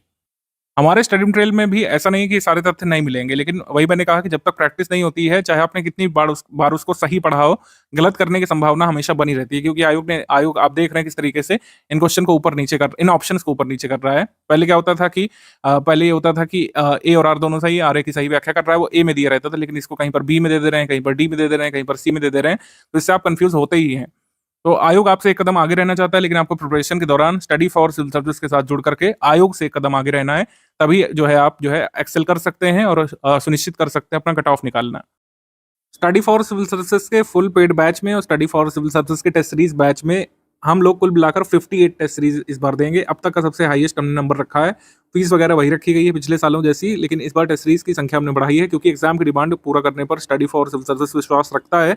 और एग्जाम की डिमांड ये कहती है कि आपको जितने प्रश्न लगाने चाहिए एग्जाम से पहले उसकी संख्या बढ़ानी पड़ सकती है। आपको अच्छे से ज़्यादा प्रश्न यहाँ पे सॉल्व करने पड़ेंगे, क्योंकि डीप डाउन अब आयोग उतर रहा है। आयोग टॉपिक डाइवर्सिफाई कर रहा है अपने। पहले कुछ गिने चुने टॉपिक होते थे, जैसे पॉलिटी है, कुछ गिने चुने टॉपिक होते थे, 8-10 उसी से प्रश्न होते थे 20 तक, लेकिन अब ऐसा नहीं है। अगर 20 प्रश्न आ रहे हैं पॉलिटी से, तो 20 चैप्टर को भी टच किया गया है, 20 से ज़्यादा चैप्टर को टच करके क्वेश्चन बनाया गया है। ऐसे ही ज्योग्राफी में भी है कि वर्ल्ड ज्योग्राफी से, इंडियन ज्योग्राफी से, फिजिकल ज्योग्राफी से, इकोनॉमिक ज्योग्राफी से पूरे डाइवर्सिफाइड तरीके से प्रश्न बनाए गए हैं। तो हर टॉपिक को टच करने के लिए नंबर ऑफ क्वेश्चन बढ़ाने पड़ सकते हैं। 15 जुलाई से आपके टेस्ट यहाँ पर शुरू हो जाएंगे। हमारे टेस्ट जरूर लगाइएगा आप। स्टडी फॉर सिविल सर्विस के टेस्ट सभी लोग लगभग लगाते हैं। मुझे नहीं लगता कि 20% भी परीक्षार्थी ऐसे होंगे जो सिलेक्ट होते हैं और स्टडी फॉर सिविल सर्विस का टेस्ट ना लगाते हो। आप कहीं से भी पढ़ें, स्टडी फॉर सिविल सर्विस का टेस्ट जरूर लगाते हैं आप लोग, और इसका एक कारण भी है। स्टडी फॉर सिविल सर्विस की टेस्ट सीरीज एग्जाम रेलिवेंट है, और एग्जाम रेलिवेंट बनाने के लिए हमारी टीम ने लगातार प्रयास किए हैं। स्टडी फॉर सिविल सर्विस की टेस्ट सीरीज रेलिवेंट इसलिए क्योंकि स्टडी फॉर सिविल सर्विस की टेस्ट सीरीज टीम ने इसको रेलिवेंट बनाए रखा है सस्टेन्ड एफर्ट लगाते हुए। सस्टेन्ड एफर्ट क्या क्या है भाई? सस्टेन्ड एफर्ट है कि टेस्ट सीरीज हर साल नई ड्राफ्ट की जाती है। ठीक है, पूरे सिलेबस के आधार पर हम क्वेश्चन ड्राफ्ट करते हैं। आप टेस्ट सीरीज मिला सकते हैं खुद ही। पिछले 4 साल की टेस्ट सीरीज आप उठाइए, सारे अलग अलग टेस्ट प्रिंट करिए। ऐसा कोई करेगा नहीं, क्यों ही करेगा, लेकिन जिन लोगों को इंटरेस्ट है वो देखिएगा कि हमारे टेस्ट सीरीज के क्वेश्चन बहुत ही रेयरली रिपीट होते हैं। अगर कोई ऐसा कंसेप्ट है जो बहुत जरूरी है हर साल के लिए, वो भले ही रिपीट हुआ हो, लेकिन हमारे टेस्ट जो है रिपीट हो मतलब टेस्ट के क्वेश्चन रिपीट नहीं होते हैं, क्योंकि फ्रेश ड्राफ्ट किए जाते हैं, फ्रेशली कोऑर्डिनेट किए जाते हैं। ठीक है, क्योंकि एग्जाम की डिमांड ऐसी है, क्वेश्चन को नए तरीके से ही बनाना एग्जाम की डिमांड है। हम जिस टॉपिक से क्वेश्चन पूछ चुके हैं उसी टॉपिक से पूछेंगे, लेकिन नए तरीके से। ऐसा ही आयोग भी करता है। जिस टॉपिक से क्वेश्चन आ चुका है 2024 में, 2023 में, 2025 में भी आएगा, लेकिन नए तरीके से। हो सकता है जो सरल सवाल पूछा गया उसको कठिन तरीके से प्रस्तुत किया जाए। तो ऐसे ही क्वेश्चन जो है हमारे टेस्ट सीरीज टीम के द्वारा ड्राफ्ट किए जाते हैं। लगातार इस पर काम होता है, डेली बेसिस पर काम होता है। ठीक है, तभी टेस्ट सीरीज को रेलिवेंट बनाए रखा गया है। स्टडी फॉर सिविल सर्विसेज की टेस्ट सीरीज कवरेज पर फोकस करती है। अगर आप हमारी सारी टेस्ट सीरीज लगाएंगे पूरी 58, तो सिलेबस का जो एक बड़ा पोर्शन है वो ऑलरेडी रिवाइज कर ले जाएंगे। तो रिवीजन में आपको हेल्प करती है। अगर आप पूरा टेस्ट सीरीज के मतलब कह सकते हैं सारे क्वेश्चन सॉल्व करते हैं, एक्सप्लेनेशन पढ़ते हैं, तो एक बड़ा पोर्शन या फिर कह सकते हैं सिग्निफिकेंट पोर्शन कंप्लीट कर ले जाते हैं। पेड क्विज हम लोग देते हैं, ये इसकी सप्लीमेंट्री रहती है। पेड क्विज कैसा रहता है कि एकदम एग्जाम को मिमिक करने का प्रयास किया जाता है। जैसे क्वेश्चन एग्जाम में आते हैं, मतलब ईजी भी आते हैं, डिफिकल्ट भी आते हैं, मॉडरेट भी आते हैं, डिफिकल्ट भी आते हैं क्वेश्चन, लेंदी भी आते हैं, छोटे भी आते हैं। तो वैसे क्वेश्चन सारे तरीके के इसमें पूछने का प्रयास किया जाता है, जिससे एग्जाम में जैसे क्वेश्चन आने वाले हैं उसका माहौल आप डेली बेसिस पर देखें। मतलब आपके डिवाइस पर ये एक्सेस रहता है कि आप डेली बेसिस पर कुछ ना कुछ क्वेश्चन सॉल्व करते ही हैं। आपकी हैबिट बन जाती है 4 ऑप्शन में से एक सही निकालने की। तो ये आपको हेल्प करता है एग्जाम में। जैसे कुछ लोग क्या करते हैं कि एग्जाम प्रेशर ही नहीं झेल पाते हैं। कुछ लोगों का ऐसा कहना है कि अगर आप एसी रूम में बैठ करके 100 सवाल सॉल्व करते हैं तो ज़्यादा स्कोर करेंगे। वहाँ के माहौल में कई बार आपको हर क्वेश्चन में डाउट आएगा। तो ये उन्हीं को होता है जो कम क्वेश्चन सॉल्व करके जाते हैं एग्जाम से पहले। अगर आप जो है 8-10 हज़ार क्वेश्चन लगा करके जाएंगे, कई सारे लोगों ने क्रिटिसाइज किया था उससे पहले कि आप जो है 8-10 हज़ार क्वेश्चन की बात कर रहे हैं, जो कि फिजिबल नहीं है। बिल्कुल फिजिबल है, एग्जाम की डिमांड ऐसी है। कई सारे क्वेश्चन ऐसे हैं जो बिना जो कह सकते हैं पूर्व तैयारी के नहीं हो सकते थे। आप कितना भी उस टॉपिक को पढ़े हों, अगर उससे संबंधित प्रश्न नहीं लगाए होंगे तो कई बार उसको नहीं कर सकते हैं। तो कवरेज और जो हमारी टेस्ट सीरीज होती है इन्फॉर्मेशन डेंस भी होती है। इन्फॉर्मेशन डेंस इस वजह से रखा जाता है क्योंकि कई बार एक टॉपिक को बहुत डेप्थ तक पूछा जा रहा है। पहले ऐसा नहीं होता था, लेकिन एक ही टॉपिक को उठा करके बहुत डेप्थ तक कई सारी चीज़ें पूछ लेते हैं। तो ऐसा माहौल तैयार किया जाता है टेस्ट सीरीज के माध्यम से कई बार आपके सामने वैसे क्वेश्चन आते हैं जिसमें बहुत घुस करके चीज़ें पूछी गई हो, तो आपका एक माइंडसेट बन जाता है कि अगर हाँ, हम एक टॉपिक पढ़ रहे हैं, मान लीजिए मनसबदारी तैयार कर रहे हैं, तो मनसबदारी के बारे में कोई भी डिटेल मिस ना करें, कि ये भी पूछ सकता है आयोग, ये भी स्टेटमेंट बना सकता है, ये भी असर्शन रीजन पूछ सकता है, ये आपके दिमाग में रहता है, जिससे आपका रिवीजन मजबूत होता है। तो ये सब पॉलिटीज एंड टेस्ट सीरीज की, स्टडी फॉर सिविल सर्विसेज की, इसी वजह से आपको स्टडी फॉर सिविल सर्विसेज की टेस्ट सीरीज सॉल्व करनी चाहिए। यूपीपीएससी प्रीलिम्स एग्जाम के लिए नोट्स कैसे बनाएं, इसके बारे में काफ़ी कंफ्यूजन रहती है, क्योंकि सिलेबस काफ़ी बड़ा है। सिलेबस काफ़ी बड़ा है तो क्या चीज़ नोट करें, क्या नहीं करें, सही तरीका क्या होना चाहिए, इसको लेकर काफ़ी कंफ्यूजन आप लोगों के माइंड में रहती है। देखिए, सबसे पहले जो कुछ मिथ्स हैं उनको निकाल दीजिए नोट पिकिंग को लेकर के, तो राह जो है आसान हो जाएगी आपकी। सबसे पहला मिथ ये है कि बिना नोट बनाए हो ही नहीं सकता है सिलेक्शन। कुछ लोग ऐसा मानते हैं कि बिना नोट्स बनाए चयन हो ही नहीं सकता है। नोट बनाना बहुत ज़रूरी है, ये बात सच है। नोट बनाने से आपकी स्टडी मजबूत होती है, लेकिन ऐसा कोई अनिवार्यता नहीं है कि आप नोट्स नहीं बनाएंगे तो आप सिलेक्ट हो ही नहीं सकते प्रीलिम्स में, मेंस में। ऐसा कभी नहीं हुआ है। आंसर राइटिंग तो अनिवार्य शर्त है, उसके बिना नहीं हो सकता है सिलेक्शन। लेकिन नोट्स बनाए बिना भी कई सारे लोग सिलेक्ट हुए हैं। नोट्स बनाए बिना जो लोग पढ़ाई करते हैं वो मल्टीपल टाइम्स रिवीजन रीडिंग करते हैं, और ये मेथड भी उनके लिए कारगर होता है। आपके लिए जो मेथड वर्क करता है उसके हिसाब से आप करिए। नोट्स वैसे तो बनाना चाहिए, मेरा रिकमेंडेशन भी होता है कि आप कोई भी जीएस का सब्जेक्ट पढ़ें, करंट अफेयर पढ़ें, कोई भी वीडियो सुन रहे हो, आपके हाथ में एक ब्लैंक नोटबुक और एक पेन या पेंसिल होनी ही चाहिए। जैसे मैथ्स में हम लोगों के जो टीचर हैं स्कूल में, कॉलेज में, वो कहा करते थे कि मैथ्स बिना नोटबुक और पेंसिल के नहीं सॉल्व किया जाता है। ये बात सच है। जीएस के लिए भी आपको जीएस पढ़ते समय, करंट अफेयर पढ़ते समय एक हाथ में कुछ लिखने का स्टेशनरी रखना चाहिए, जैसे पेन पेंसिल हो गया, और एक खाली कागज़ या नोटबुक। नोटबुक सही रहता है, खाली कागज़ में कागज़ पता नहीं कहाँ चला जाता है, फिर बाद में वो कभी नहीं मिलता है। तो एक नोटबुक रखिए, उसको नोटबुक नाम दे दीजिए। उसमें आप किसी भी सब्जेक्ट के नोट्स बनाइए यहाँ पे, मतलब उसको सब्जेक्ट वाइज डिवीजन मत करिए। एक मोटी कॉपी ले लीजिए और उसी में जो है नोट पिकिंग करिए। जो भी आप टॉपिक पढ़ रहे हैं उसका इस तरीके के नोट बनाइए। नोट पिकिंग में जैसे कुछ लोग कहते हैं सुंदर नोट्स बनाने चाहिए, ऐसा कोई अनिवार्यता नहीं है कि नोट सुंदर दिखें आपके। जैसे कुछ लोग बोलते हैं मुझसे कि सर आप तो अच्छा अच्छा नोट दिखा रहे हो अपने जो है कह सकते हैं वीडियो में, हम लोग ऐसा क्यों नहीं बनाए, हम लोग ऐसा क्यों नहीं बनाए। इसका उत्तर ये है कि मुझे ये नोट करने में टाइम लगा है, जबकि नोट पिकिंग का पर्पस ये है आपका टाइम बचाना। अगर आप प्रीएम्बल का नोट्स जो है बना रहे हैं, ऐसे सुंदर सुंदर बना रहे हैं, तो आपको बहुत ज़्यादा टाइम लग जाएगा। इतने में तो पूरा फंडामेंटल राइट्स का चैप्टर भी पढ़ा जा सकता है। वो कहने का आशय यह है कि नोट्स बहुत कम समय में बनाना चाहिए। अब मुझे वीडियो में शो करना है आपको, अगर मैं गंदा संदा नोट दिखाऊंगा तो आपको समझ में नहीं आएगा, इस वजह से मैंने इसको ऐसे लिखा है। आप जो है छोटी सी जगह का यूज़ करके ज़्यादा से ज़्यादा तथ्य नोट करिए, भले ही वो गंदी राइटिंग में हो, आपको समझ आ जाना चाहिए। बस वो नोट आपके लिए है, आपके रिवीजन के लिए है, वो चेकिंग होने नहीं जाना है। वो आपकी आंसर राइटिंग की कॉपी नहीं जो चेक होने जाएगी। तो आप ये बिल्कुल दिमाग से निकाल दीजिए कि नोट्स बहुत सुंदर होने चाहिए, जैसे टॉपर लोग बनाते हैं वैसा होना चाहिए, या फिर जैसे मैंने दिखाया वैसा होना चाहिए। आप दूसरों के हिसाब से नोट बनाए ही नहीं। नोट पिकिंग का आपका खुद का तरीका जो है एक्सप्लोर करिए। पढ़ाई करते हुए जब लिखना चालू करेंगे तो आप खुद ही नोट्स बनाना सीखेंगे। सबसे जो सत्य बात है वो यही है, नोट्स बनाना वही लोग सीखते हैं जो नोट करते हैं। कोई भी मेथड किसी का कॉपी करने की ज़रूरत नहीं है, ना मेरा मेथड कॉपी करने की ज़रूरत है, ना XYZ किसी भी टॉपर का मेथड आपको कॉपी करने की ज़रूरत नहीं है। जो बेसिक गाइडलाइन है नोट मेकिंग की वो बस समझ लीजिए। यहाँ पर सामान्य निर्देश ये है कि नोट्स हमेशा शॉर्ट और क्रिस्प होने चाहिए। शॉर्ट, क्रिस्प और इन्फॉर्मेशन डेंस होने चाहिए नोट्स। रेलिवेंट नोट्स आपके होने चाहिए। अब रेलिवेंसी जो है आप पढ़ते हुए आगे सीखेंगे। कुछ लोगों को ये भी लगता है कि पहले दिन से नोट बनाने लगना चाहिए, ऐसा नहीं है। आप पहले पढ़िए, अगर आप पेड ग्रुप को ज्वाइन करे हुए हैं, आप अभी आए हैं, आप पहले पढ़िए, एक दो बुक खत्म करिए, तब आपको अंदाजा पड़ेगा नोट्स कैसे बनेंगे। और शुरुआत से ही अच्छे नोट्स बनने लगेंगे ये भी उम्मीद मत करिएगा। नोट मेकिंग एक सतत प्रक्रिया है, जब आप कई पन्ने भरेंगे तो खुद ही समझ में आने लगेगा। नोट्स को शॉर्ट रखने की ट्रिक हमेशा ध्यान रखिए कि छोटा छोटा लिखिए यहाँ पे, और जो है जगह का ज़्यादा से ज़्यादा यूज़ करिए। जैसे प्रीएम्बल का नोट है, ये बनने को 4 पेजेस में बन सकता था, लेकिन मैंने बड़े बड़े फॉन्ट में भी आपको दिखाने के लिए ऐसा बनाया है कि ये A3 साइज़ में ये कवर हो गया है, जबकि मैंने यहाँ पर कुछ पिक्स भी डाली हैं। अगर आप पिक्स नहीं डालेंगे तो आधे पेज में भी ये नोट किया जा सकता था पूरा, ठीक है। इसमें मैंने प्रीएम्बल प्रस्तावना के बारे में बताया है। तो प्रस्तावना से जुड़ी जितनी भी चीज़ें हमारे एग्जाम में अब तक पूछी गई हैं, जो आगे पूछी जा सकती है, और प्रस्तावना को केंद्र में लिख करके मैंने प्रस्तावना से ये सवाल किया है, वॉट प्रस्तावना क्या है। मेरे नोट को पढ़ करके इस सवाल का जवाब मिल जाएगा।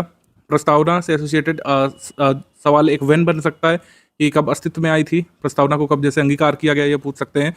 प्रस्तावना जो है कैसे अस्तित्व में आई, हाउ, इसका पूरा यहाँ पे बैकड्रॉप दिया हुआ है कि जो ऑब्जेक्टिव रिजोल्यूशन जो है जवाहरलाल नेहरू जी ने कह सकते हैं मूव किया था 13 दिसंबर 1946 को, 22 जनवरी 1947 को एक्सेप्ट किया गया था इसको। यही हमारे संविधान की प्रस्तावना का आधार बिंदु बना।